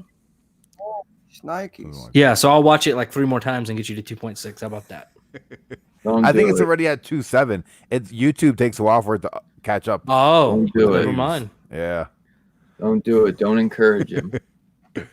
Well, I felt bad because I'm like, damn, I stopped doing this. I was eventually going to get back to it. And so many comments were like, please do this video series again. On other videos that I put out, people were like, hey, drop another MCU movie. I'm like, all right, well, obviously people want to see this. It's a 25-minute video, and the average watch time is like 16 minutes. Like, all right, how can I not? People are sitting there for 16 minutes on average watching me watch a movie, and I barely say anything. Shoot. Wow. Why didn't I think of this? Wow. I don't know. I actually enjoy the movies, unlike you. I like them. They're pretty good. I don't see why everyone goes crazy about them, though. You know what? You know what? Don't even say you like them, because you don't. Because I was yelling at you for months about it, Look, and you Dylan, were sit down. Get about 2 hours. Sit down, watch all my reactions fully through, so I get all the watch time. I hate when my phone dies. That's so frustrating. It is. I do enjoy seeing your reaction because it is like a first time watch. Yeah. Although it's do funny they how know that this is yeah. It's funny because that's the title is first time watching. Because I haven't seen Iron Man for like a month. That was like a month ago you dropped that. Dude, all the comments are how do you like comic books but haven't seen these movies? You know? I'm like my exact thoughts. What do you want me to do? I want you to watch the movies. I'm trying. I'm trying. And then on the other movie channel, I'm going to sit down and watch it's hard. other movies.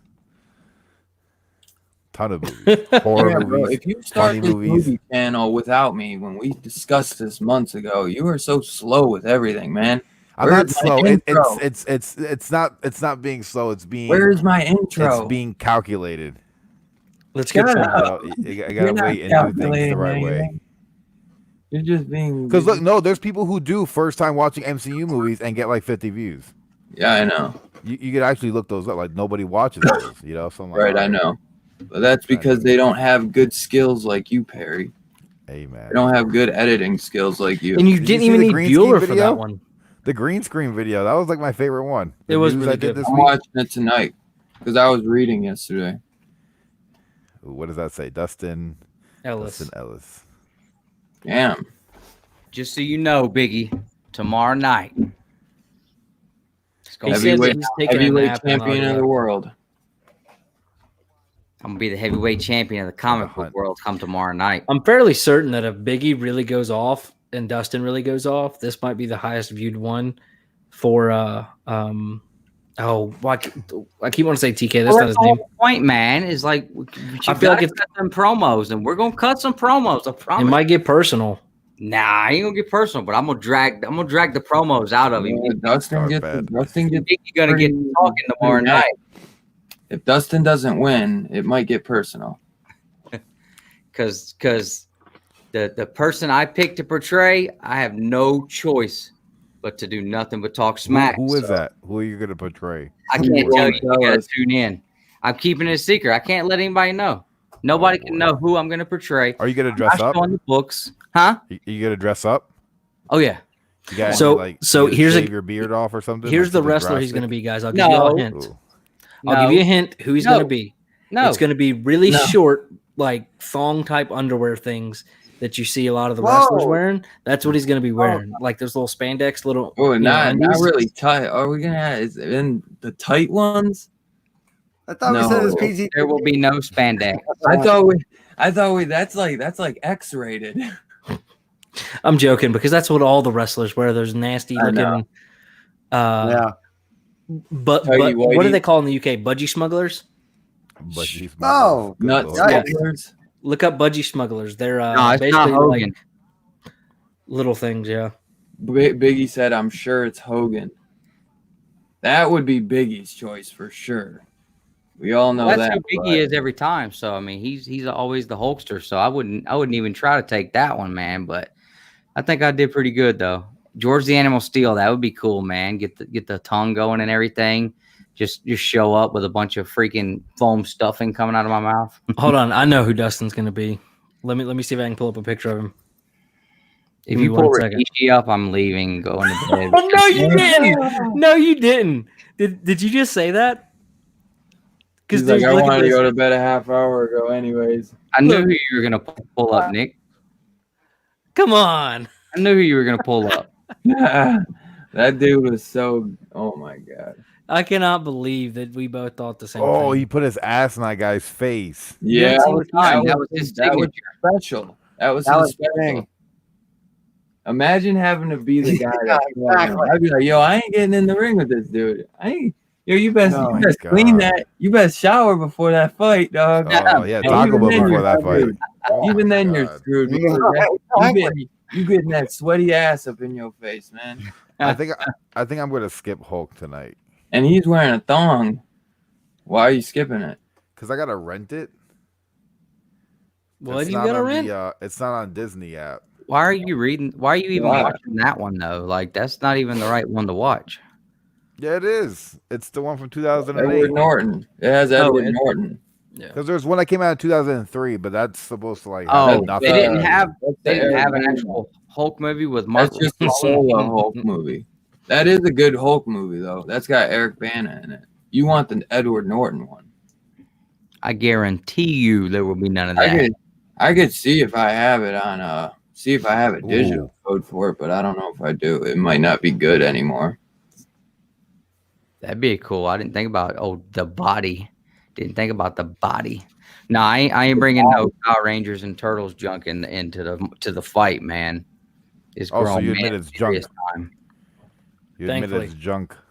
Turtles isn't junk. I think he was. I thought he was awesome. Power Rangers Turtles, like. The combination. Yeah. Yeah. No, I got my turtles front and center over here. I love my turtles now. You think IDW will make it? Yeah, I was about to say. I was surprised you didn't get Power Rangers Funkos instead of the turtles. You know they have Power Rangers Funkos. Yeah, I know they do. There's a couple I want, but I got the pumpkin wrapper. See, pumpkin wrapper's one I want. I actually sent pumpkin wrapper and Pudgy Pig to Jim Mint. Those were the last two he needed for his Power Ranger, and he was about to get rid of all of them. Did you send that? You sent those to him a while back, didn't you? Yeah, because he was about to get rid of them, and he said he needed to, so I sent them to him. He's like, "Great, now I have to keep going." I had Pudgy Pig, and then I returned it. Oh yeah. If I get rid of one, I need to watch. Wrapper, I'll give it to you. But I was a couple Captain America my Halloween because I like it for the Halloween. But I had so watch one I have. One? Yeah, watch that one. It's so good. It's all right. Sure, Perry. Just take over our live stream. No problem. I love it. I do it. Some people don't like it, but I love it. It's All not right. as good as Winter Soldier, but it's awesome. I'd say Captain America has the best series of films because all three of them are awesome. Sorry, Dustin. He No, kind I of was gets just on my kidding, nerves. dude. Oh, I just wanted to make sure But, before I start watching a movie. I I'm almost like, consider oh, Civil War might even be the weakest out of the three. What? I would fight you over that in a heartbeat. so? I think Civil Why War did is you say top that? 3. That's my opinion, though. But I still love. I still love Civil War. It's hard for me to debate on that. I love the first one, man. Winter Soldier, I watched that movie hundreds of times. Even Civil War, though, I've watched all three of those hundreds of times. Like, I love that trilogy. Like, I don't know. I just like that it's a war piece. It's a war piece, the first one. I don't know if I'd say that. I don't know. Maybe Civil War and the first one are tied. More like it. wow, it's 2 hours and 5 minutes. Dustin, I can't even right now. Do you like? Are you just going to pull a parry you and like drop Civil off War a better? channel? I mean, what the heck? I feel like Do that's you my new like Civil signature. War better than Winter Soldier, Nick? What now? Do you like Civil War better than Winter Soldier? Yes. So on my list, I would go without the last two, right? Without the last two Avengers, because that to me is kind of, you can't really compare those to any of them because I think those should be everybody's top 2. But Yeah, anyways, it's like a masterpiece. But I would go Thor Ragnarok was probably 1 or 2. Civil War was up there, and then the original Avengers, like the first Avengers, absolutely loved it. Now, I never read a lot of Thor, but to my understanding, wasn't he with Lady Sif? A little bit, yeah. Because I don't know, I've seen the first Thor movie, and it seemed like there was nothing there. It's all Not- Jane. Yeah, but then in Thor, I'm not going to spoil anything. They Oh, do okay. hint at that though. That it looks like Sif has a crush on him in the first one. Didn't you? Yeah, notice it's kind that? of weird. A little, but then Did he it? has the stuff. He I don't know. He's got stuff going with Jane, and it doesn't seem like he really pays attention to her. But you could tell that she kind of has that little extra worriness about him. I tell you another one, Black Panther. If they would have done a better job giving Killmonger a little bit longer, it would have been the best. Dude, Seriously. Killmonger, I read that what was it, 12 issues? 4. It was 6. 6 issues? No, it was 5. It was 5. Oh, well, I sent them read to that, I some was like, comic man, book this hunter. is really good. Extended it to 5. Oh, it was good. I sent them all It was to really good. John over there. Dude, He and it's hopefully so will enjoy them. good. all right, guys, real quick. Brian I Hill. do have to roll because it's That's 11 Juan o'clock my Ferrer. What are time. you rolling, Dustin? We I were got just you. talking about that What are earlier. you Kev. rolling? It's 11 o'clock my time, so I got to go pull Fiverr again tomorrow. But enjoyed it. You baby. It was Yeah, I'm about to fun. jump off too. No, you're not. You're just gonna sit here and hang out with these guys. No, I can leave the stream going. They can talk. You don't have work get to watch tomorrow. them. You work at your Actually, house now. false. I have to go into the office tomorrow, and I got a baby in here crying. See, he comes up with excuses. I don't hear. Hey, Dustin, do you hear the baby crying? I can go in here and get her, dude.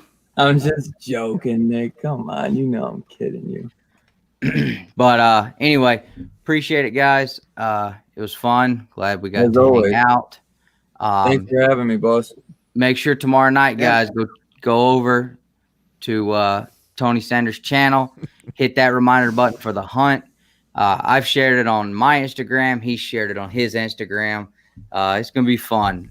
These comic shows are always super fun. I enjoy being able to get into them. So look forward to being able to get in there and hang out with those guys, and probably get my rear end handed to me by guys with actual comic collections worth showing off. So but appreciate it, guys, and I'm gonna see ya. Pull 5. It sounds like yeah, that's your way. I just wanted to hit that. Later. Peace I out, dropped bud. him. That's too funny. That's awesome. Yeah, we'll go 6 more minutes. That fair? With even 2 hours. 6.5. Yeah. Man, that's so funny though. Don't pull Fiverr, you'll go blind. So, and I forgot about cold. Justin's like, that was cold. So, Guardians of the Galaxy, man. So that's a very good point. Oh my! Oh, I gotta watch that too, right? It's yeah. so good. Wait till you get to that first one, man. Oh my god. So that did y'all was like one or two that was better? the sleeper that nobody knew was coming, and when it came, everyone went nuts for that. Actually, Barry, that's the one I recommend you to see. If you want to see a nice, good one, skip the Hulk one, go to Guardians of the Galaxy, then go back to Hulk. Because you can do that. It won't mess up with your timeline in any way. Down. Well, I have to watch the next one in the movies is Captain. So I gotta watch So he's Captain. gonna go. You're gonna go I have down to the go published timeline. theatric release. Yeah. Gotcha. Someone Are did you that. watching the end credit scenes? Well, I didn't for Iron Man 1, and they got on me for that. So Yeah, I you did. definitely need to do Yeah, that. what are you doing? I didn't. Yeah. It didn't Newbie even didn't occur to even me. know about him. It didn't even occur to me. So there's like mid-credit Newbie. scenes, post-credit scenes, all kind of stuff.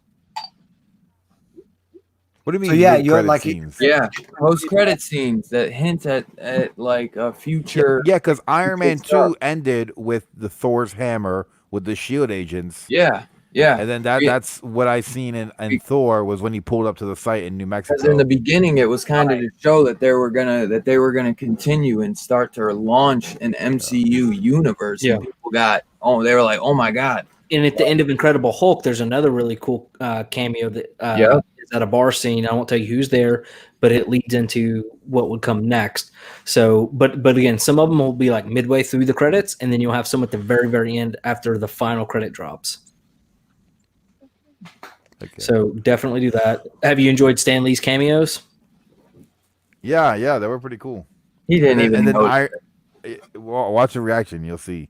Just kidding. And then it was cool. I seen Elon Musk at Iron Man 2. That was kind of cool. I didn't expect that at all. Yeah. And then somebody commented that Robert Downey Jr. used Elon Musk's personality as inspiration for the film, which is kind of Really? cool. Wow. I didn't know about that. I didn't know about that either. It's like a cool little, like a bunch of little Easter egg things that people keep putting in the comments. Well, see, what's People really keep cool, debating. man. It's funny because people are debating. That's not true. That is true. That's not true. I'm like, yeah, keep it going. So have you done Keep Iron the Man 2? interaction going. Have you seen the Iron Man 2 yet? Yeah, I've seen Iron Man 1, 2, and then Thor. Okay, so in Iron Man 2, Justin Hammer, I think is the guy's name, right? The arms expert. So did you know I think he's that's his name. okay, but you know who I'm talking about, the other kind of rich Yeah, guy that does all the. So he was originally one of the top picks to play Tony Stark. Wow. Oh. Yeah. Yep. And they liked his Justin Hammer, the arms guy from number 2. So he did such a good job and impressed them so much. That's why he ended up getting that other role. So it was pretty cool. Yeah. Huh. Yeah, I like Iron Man 3, Justin. I like Iron Man 3. I don't know. I was heard really people keep disappointed telling me with to skip that one, but It really I'm not it's gonna okay. do it. I don't know why people don't like it. I like it. It's okay. it watches differently than the rest of them. You already watched the first Well, two. it's Might as not well. by Favreau. That's the only one that's not done by Favreau. Bro, can you believe John Favreau launched this? Like him and Feige. But like, if you look at some of the stuff Favreau has been a part of, Yeah. this dude is like, Swingers. freaking. I mean, 51st States walking around in a fishnet. You know what I mean? Yeah. Have you ever seen that? Yeah. And then he's like the redneck dude in 4 Christmases. Yep. I mean, He's so funny, man. He is so funny. The he's- you know who put up the insurance He money worked for it Downey, out. too. Wow. He didn't only just launch this stuff, but he put up the insurance Yeah. money for Downey because no company would cover him because of all his problems. So he believed in Downey that much, and he risked a lot more than just putting his name, being a director on this. Dude, he really the MCU is what it is, or he is a big part of the MCU. Him and Feige, man, is once I heard that, what he did with Downey, like putting his own money up, like a couple mil to insure him, I was like, wow. I was like, he really, he's a fan. He's a fan first, and then he is a artist, Yep. I'm excited to see what he continues to do with the Star Wars. Maybe he'll be able to salvage that. I'm so pumped for Mandalorian season 2. So excited. And it's looking like they're gonna go bigger. They're gonna go home run on us, man. Yeah. You see they casted the nurse from the Daredevil, from all the the Marvel Netflix stuff, the nurse to play Ahsoka. Yeah. Rosario Dawson, I believe her name is. Sorry, I'm trying to type back. Basically, I was saying Die Hard is the OG Christmas movie. That is a Christmas movie. I know. No denying it. Have you seen Die Hard, Perry? Bruce Willis? A long time ago. I don't really recall. That would be a good lot one of for it. your movie. That's talk about a cult following. So in the summer of 2019, me and John did a couple of late night shows on Friday where we went over movies to watch, and I think the list is around like 80 different movies I need to watch to be current with like basic movie conversation. So I got quite a list of movies for that channel. That's funny. Dude, he directed Elf too. I always forget about that one. Favreau. He directed Elf. That's a good movie. That's a good Christmas movie. She's too old to play that role. Oh man! All right, guys, we'll wrap it up here. We're around that 2-hour mark. Heck yeah. Dylan, we'll give you the floor. Anything you got coming up? Tomorrow, 9 p.m. Eastern, live stream with Rock and Robbie Billups, aka Pop Culture Philosophers. Saturday, live stream with Trinity and Chaos as always. What do you mean? And then some reviews in between. So, and maybe a couple live streams in between. Well, I hope you do the honor and curse one so that I can get people enthused about that versus I'll do that one next then. I'll do that one next. Versus my poor review. Kevin, all you? Yeah, in about an hour, 15 minutes, hour and a half. I don't know. We're this margarita and comics type thing. So we're just going to hang out, drink, talk comics. Tomorrow, hope to drop a video tomorrow. Saturday, we're going to end up doing our artist alley at 10:30 in the morning. We'll be doing Charlie Stickney with the guy from White Ash. Hey, Perry, you're invited to hang out with us on that one. Heck yeah. I just received information from JB over at Discovery Bay. He just locked in Frank Gogol at 5:35 tomorrow Pacific time. So he asked me to guest appear on there with him. So that's pretty much us for the next 3 days. 2 days, Man. something like that. Awesome. Gogol's making the rounds, man. He's on everybody's stuff right now. We're just all going to take a moment of silence.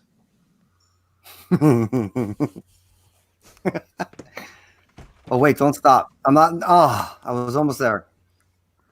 This is the part where I say what I got coming up. I'm gonna watch a Marvel movie, and then I think I'm gonna do a review for a book, but I'm gonna do it in front of a green screen. So the entire time I'm talking about it, the pages are gonna be turning behind me. I think that'd be pretty cool. I don't know. I get this green screen up. I want to do as many different ideas that I could think of. See, I want to get one just to go behind me so I don't have to face this way. I can like actually use my really nice computer over here to do these things. Well, if you got a little bit of money to spend, they got the Elgato one that is just a black bar. Yeah. And you press the button and you can just bring it up and then bring it down, and it's portable and stuff, which is pretty cool. I spent a couple bucks on construction paper. But you could do that too. Well, Perry, see, here's the thing. We're not monetized yet. I need to get to 1,000 so I can start dropping some dough like you, man. And I can have fancy why can't I think of it? Your switchboard. Oh, that's the Stream Deck. Look, I didn't invest a lot of money into YouTube. Like I didn't get a camera or a Stream Deck until almost like a year. I'm like, all right, once I realized that I'm gonna be spending a good amount of time. Like I didn't want to be like, all right, I'm gonna spend money, and then in 3 months I'm like, I'm done with this. Yeah. Because looking back when I started, a lot of people that I knew from YouTube 2019, they're not here. Like who? A good amount of people. Let's see, Joe Ryan's gone, Smurf is gone. Joe Ryan, man, I started watching his stuff before any of like, and I don't mean this in a bad way, but I watched this stuff before I even realized this community existed. So Joe Ryan, yeah, he bounced because I think he was sick or something. Yeah, he had a few. He did some cool stuff. Yeah, he was like 5 or 6, something like that. But anyway, I like Joe Ryan, and he was a big motivator in mine because he took a lot of time to do a lot of work in his videos that nobody appreciated. Yeah. Like he would go in and delete every That's when I started doing it. I'd be doing that too. Once I started doing it, you realize you'll spend 2 hours just doing that. Yeah. Just doing that. I spent You know, about an hour it's crazy. counting Dustin's ums. Yeah. So it's like all the little things I seen that he did. I was like, damn, like it's no wonder why people enjoy his content because of the amount of effort, time he spends in it. You know, he's not just some guy just pressing record and doing basic 10-minute jump cuts and then uploading. He's actually like he enjoys the craft he's doing. Yeah. It was sad when he put that video up saying he was gonna. Well, I hate he like deleted his channel and everything, man. I think he still has a channel. I think everything's just gone off of it. See, I tried and couldn't find it anywhere. Videos too. Can't find it. Oh damn. Which sucks, man, because he, that could have continued revenue, but I guess I don't know his reasonings, but I hate that for him. It wasn't for and he he just basically gave the announcement because he didn't want people to maybe he just wanted to give other people a chance because he probably you could tell he was sincerely a good guy. Yeah. Where he just had a passion for comic books and a passion for doing putting his thoughts out there. Yeah. Showing the love he had for the books. So I really enjoyed a lot of his stuff. He was one of the first few I was watching too before Perry kind of introduced me to a lot of the community, the bigger side of it. But he was cool, man. It sucks that he had to slow down. I forget his reasoning exactly too. He just every time I saw something, he kept saying he was sick. So I thought it was a little bit of stress. Like it was starting to put stress on him once he got sick. I think it was because he was people were kind of starting to he was getting real good with his stuff. So I think they were kind of depending on him for some videos. It was just too much. Mm-hmm. Well, Perry, I must say, I like how you copied me with your sticker back there. I needed a place to put it. I edit back into my vids. In like the last 10 videos we've done, Perry's made a guest appearance up here. Right there. Barely seen. And like what's crazy is, dude, like every time I watch one of my own videos, I just keep staring at it. I need to get the square that goes around here. Yeah. So I can put the sticker on here. So when the news, dude, some like basic right here. Cardboard or poster board, and you're good. It's like $10 on Amazon to get like a professional one. Oh, so we'll like, do that. Right, We're being so cheap. Yeah, I don't have cardboard anyway. I might have. I know that you can afford it. I just sent you your Patreon money today. Okay. Did you? Thank you. Yeah, which means Dustin did too. So there's your $10. Dustin's dumb butt signed up for his Patreon, and I signed up for his Patreon. Hey, it supports. We're giving too much. Oh, thanks for not signing up for mine. Perry gets all the Patreon goodness. Mother effers. Dude, I super chat you via PayPal all the time. I haven't gotten any super chats in a while because I never put it up anymore. Yeah, I didn't want people to think I was just doing it to get super chats, but I did it because it's like you can't super chat me, so it's like if you want to, it's there. Yeah, but yeah, you're actually the only one who ever sent me super chats. Nick. Bunch of lamos. It's okay. I was about to super chat JB today. I had it all typed up. The money was sent, ready to go. And then what's his name? The Wink Ink dude dropped a $20 bill on there. I'm like, nope, delete, done, not doing it. But what's going on, Travis? Mr. Bueller, hope you're doing well. Hope things are going well for you and spirits are high. And hopefully that toast did a little better for you this morning. Tell you, man, he had me down the other morning. This guy is so funny. He talked to me about because I'm like, what kind of green screen does he have? Like, what kind of curtain? Because I was in the process of debating how I want to do it, and he's like, it's just a curtain. You could go down and get any type of cloth. So I'm like, all right, but then I'm like, I don't really have anywhere to hang that, so I'm like, construction paper seemed like the next best thing, and it was a little bit cheaper. And so he goes and comments. He's like, you got a green screen now? Oh, great. I guess I'll just send you a vest next. Well, dude, I didn't realize how close your glasses were to Tom's. Like, they're almost identical. So if you get to do the glasses, the green screen, and the vest all in one video, dude, perfect collab. That's it, dude. So Perry's a hybrid between Bueller and Tom. Yeah, and Perry.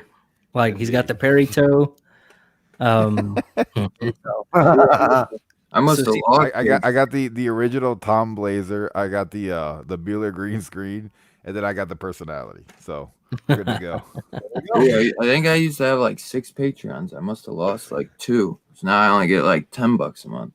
before it was like 19. Oh, hey guys, I gotta go. I was supposed to get food down my son's throat. Like I said, I'm gonna end up throwing up another stream in about an hour, so everyone's invited. Right, I'll end up stuff too. So, you guys, thank you very much.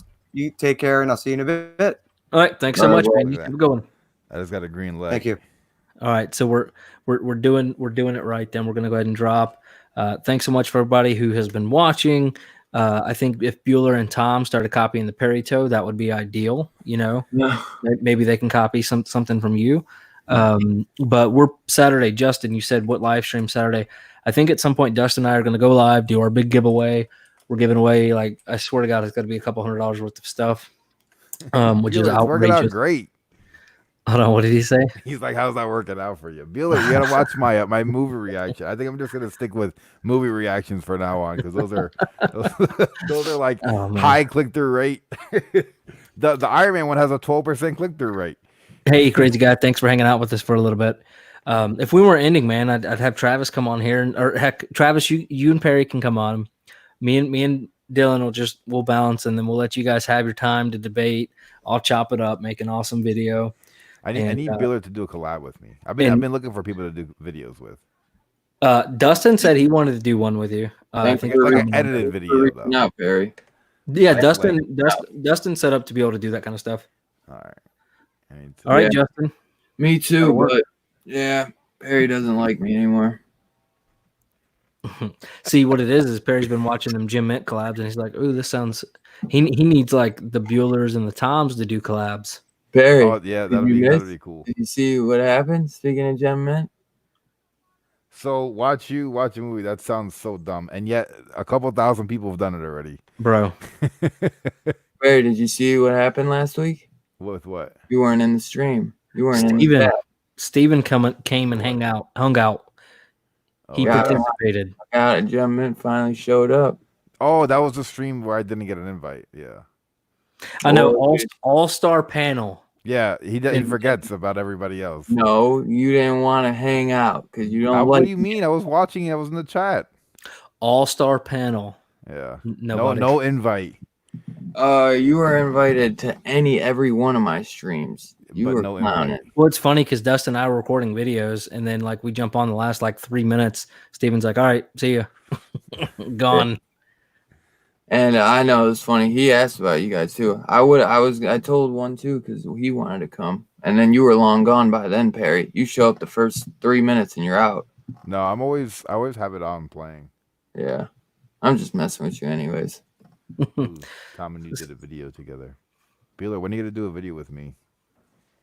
I think I was thinking of doing the top live field covers because there are a few. And I think Bueller's the perfect candidate for that. Like top worst?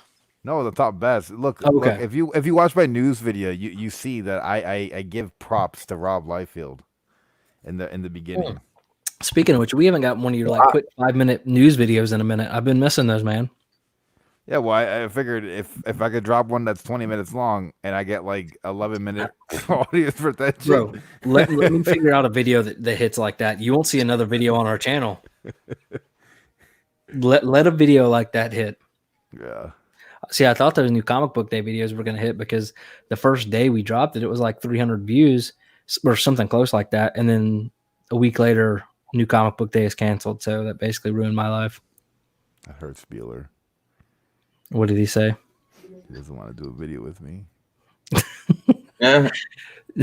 Maybe he'll do one with you from his Travis T channel. No. I'm gonna go. I'm competing with Bueller now. I'm copying every one of his videos. So watch a movie. That sounds so dumb. No. Create a secondary channel. It's like comics with Bueller and Perry. I'm gonna call it Perry P. Instead of Travis T. Dude, that Yo, sick, Mike, sick. All right, man. But, Mike, glad to have you on. My battery's good to go. I'm gonna go watch Captain America. Yep. And that should be out sometime tomorrow, so that should be fun. It's weird they don't got Hulk on there. Yeah, they don't. I think because it's a Sony property. No? Universal. Yep, that's why. Dang, Dylan, you know a lot of stuff. Like a lot of stuff. Nick, you just gave the perception like, wow, you're dumb as shit. No, But now that's not what I mean. But like, if you let me finish, Dylan, you know a lot of stuff, and I was saying like any topic you can speak to is what I was trying to get to. Like movie rights, and then any of the comic stuff, anything we brought up, something you literally can speak to it, like have an opinion. Like it's pretty impressive because there's not many things that I can speak that much to about. You know what I mean? Yeah. Oh, you're a smart ass guy though, but I appreciate it. You're a real smart guy. Nothing about me. I don't know why. I'm telling you, collared T-shirt makes people think a lot of different things about you for no reason. Well, you are a smart guy. I know it. Or you put an engineer in your job title, and everybody thinks that you're. Well, you are great at editing, sir. No, I'm trying to get my dang color correction right. I don't like the way my video, like it just. If you could set, do you record on a camera? A camera? No, we actually still use our cell phones and record in 4K. Okay. If you want to send me like a raw footage clip, even if it's like a minute or two, to see if I can play with the colors, I can send you like a LUT. Yeah. Okay. I enjoy color correcting. Like if I were ever to work in like the movie industry, like I would always wanted to do something with colors. Yeah. Because that's always been something that like. Well, my biggest problem is I tinker until I think I like it, and then I leave it, and then I go back and I change it, and then I change it again, and then I'm like, I really like the cool tint for Dustin's room, like that cool, more blue side of things. But then for my room, it doesn't really work, right? It needs to be more of the warm, and I don't like the way it balances. And then we still haven't gotten our lighting completely to where it's not blowing Dustin out in his background yet. And then my room's so small, I'm working like it's just. That's how I do mine. But there's an app on the phone that you use to record because like I'm into like short films. Yeah, you can make a movie on your phone. I don't think I have that downloaded. So I use it lets you unlock the JPEG that's on the camera, and you could mix like adjust the exposure. You could adjust like the f-stop. You could there's Filmic Pro I use, and then I also use there's another one. But my biggest thing right now, my biggest frustration is I've got to get our lighting to where Dick Bueller. Thank you, Bueller. Thank you, Nick. Thank you, Nick, for the compliment. just look, whenever you see Bueller say something like that, just think the opposite of everything he's saying. See, remember, really this is a Perry safe space. We deemed it like 2 hours ago. It was a Perry safe space. We're going to be nice to Perry, but I never saw that. I never made any promises on that. That wasn't in my contract, bro. People give Perry hell for no reason sometimes. It happens all the time. I kind of just roll with it, you know.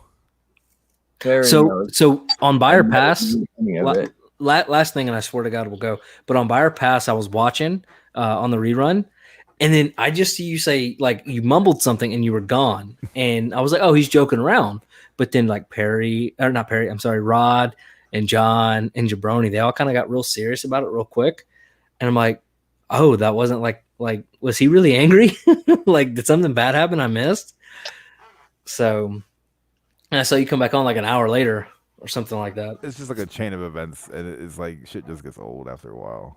I don't know what happened. It was just kind of like I was like, dang man, I hope his feelings aren't really hurt this time. No, it wasn't nothing that happened in that moment. It was more like I'm on his channel, so I don't want to say anything bad that might look bad on his part, so I just left. Yeah. Harry doesn't really. Harry speaks his mind usually. No, there's nothing wrong with that. There's a lot of things don't always like it. Hey, that's a good idea. Black and white. What do you mean? Perry's my boy. Black and white. Perry don't give no F's. You know, Bueller. Did you watch any of my videos I put out this week? They were all top tier quality. What do you? They were very good. They were all good videos this week. I was very, very happy with myself. I just need to keep that momentum going. I've noticed. Imagine Bueller's face when you just said you were very happy with yourself. You know, Bueller's sitting at home, laying on that couch, watching Tiger King, snickering his head off at you. You know it. Dude, Bueller's playing like Destiny 2 or something. Like, I don't know why he won't play can't Call of Duty with us. He's on the Xbox all the time. Bueller, you messed up by adding me on Xbox. You're on Xbox all the time. I don't understand why you don't play Call of Duty with me. I send you invites all the time. He never joins. I spent more time downloading the game than I ever have actually played. I think I played 3 matches and I was done. You got to play with people. That's why. It's absolutely insane. Like I'll play by myself, and after like 20, 30 minutes, I'm like, all right, I'm done. But when I play don't with think I somebody got else, that I can play far. for hours on end. I can't play video games. Like, and if I do, it's too much time. What videos did I do again? Let's see. This week I dropped a community 1 year. So all the videos that were dropped that was last really cool. year, you were even featured in a Bueller, and you said some funny things in there. Like I'm all jacked up at every type of over the counter substance I could find. I thought that was hilarious. Joe Ryan was in there. That was a cool community video. I did my new comic book day news, which was flawless. Should have done a 6 month video. My Thor. I did my watching Thor video.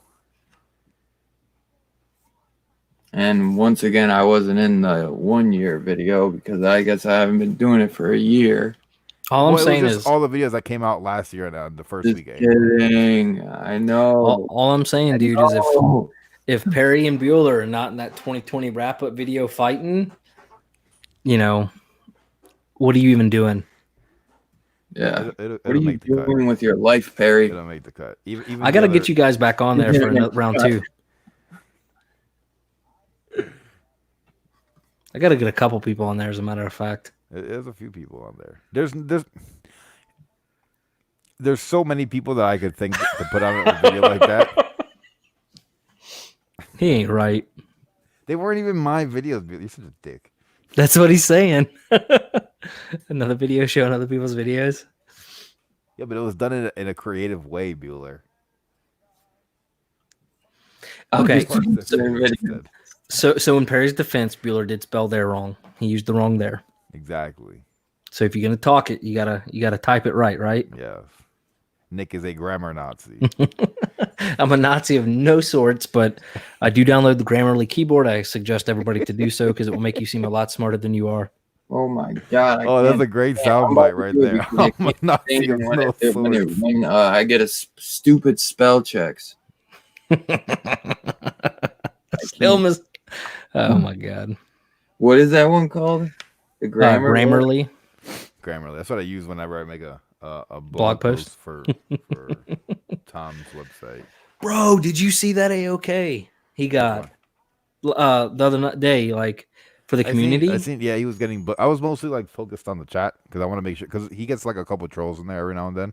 Yeah. So like instead of watching what he's actually doing, I'm like looking through the chat to see who's saying some crazy stuff.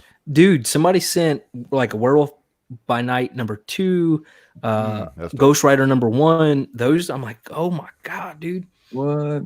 Yeah, and like those aren't even books for him to keep. Those are ones for him to send out in the mystery mail call. So somebody might get a really nice one.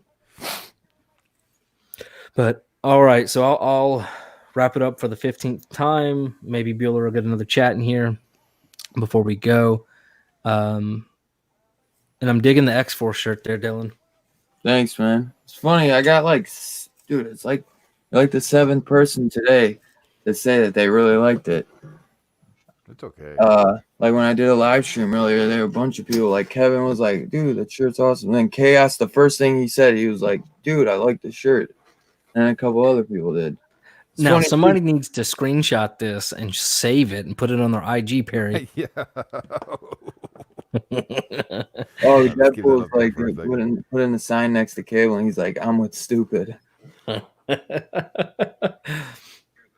Oh, man. But yeah, at some point Saturday, though, we're going to go live, do the giveaway. We're also giving away issue 1 and 2 of Savage Bastards from that chat. So, Perry, I know you don't watch our videos or anybody's videos or anybody's anything or comment or do anything within the community. So they say, if you want to win issue 1 and 2, just go type in #Savage and that'll enter you in. I don't like doing giveaways. Like, I don't like being entered in giveaways. I don't either. Because I feel like weird. if you win, then it's like, yeah, I don't know. I don't mind promoting people's giveaways. I just don't like being in them. If that makes any sense. And I don't mind if you send me any free books. I don't know. Just the whole giveaway aspect seems weird to me. Like you don't like giving away books, or you don't like entering them, or you don't like receiving? What is your like I don't like doing like the contest for books. You know what I mean? Like when there's like 30 people in a chat and you're like, hey, let's go and spin the wheel. I think that's fun and I like participating in it, but I don't like to actually like win. Like if I were to win, I'd be like, oh, cool, give him to this guy. You know? See, I've only won 2, and I didn't even realize I was entered in one. I was actually on Comic Uno. I forget her name, but she was on one, and she was giving away a copy of Show's End to anybody that commented, and I won. I'm like, no, just give it to somebody else. It's weird. But then I did win the Kanto comic signed by David Boer, but that was on Twitter, and that's just because I accidentally retweeted something and didn't realize it. But I totally took that. Like, that's just cool to me. That's how you got that David Boer signed. I thought that. Yeah, dude. Huh? I thought that was a trade. Was that a trade? Yeah, but he signed it and sent it to me with some stickers. Oh, he signed. Oh, so it was a thing that he was doing. Yeah, he personally sent it to me. That was pretty cool. Dang, how'd you win that? It was like I was just on Twitter, dude, and I retweet stuff because I really don't know how to tweet. Yeah, I'm the same way. Look, this is patronizing me at this point. So it went from I thought Bueller was being. Somebody needs to seriously put these out there. That's awesome. How's it going, John? Barry's new green screen is revolutionary. Oh, man. What's up, John? All right, boys. John, nice to have you. Whoa. At least I was creative with my green screen. I was in a comic book shop. I had Diamond playing behind me. What did Bueller do? He went inside Gwyneth Paltrow's vagina. That's what he did with his green screen. No, vaginas are revolutionary. I don't care what anybody says. That they are. They're transformative. Oh my god. All right, we're gonna end this. Thanks so much for being here, guys. I know it started off with Burke, New Guy, and Dustin. Ended up with a whole different group of people. Round 2. I know it was round 2, round 3, everything, man. Where did it go? So, I did a screenshot that last one too. Oh, hold on, you mean to put it back up there for you? Oh, that'll be like an extra half hour. Freaking awesome. Too. Because you said we were getting off at like 1. I think you said like 150 or something or 2.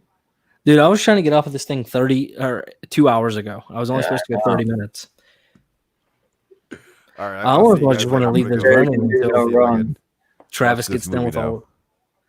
All right, guys, thank you so much. We appreciate it. I'm going to play the scary movie. What? Yo, Greg, thanks for having me, Nick, as always. Always hang out, man. And I'm going to play the scary music in scene now.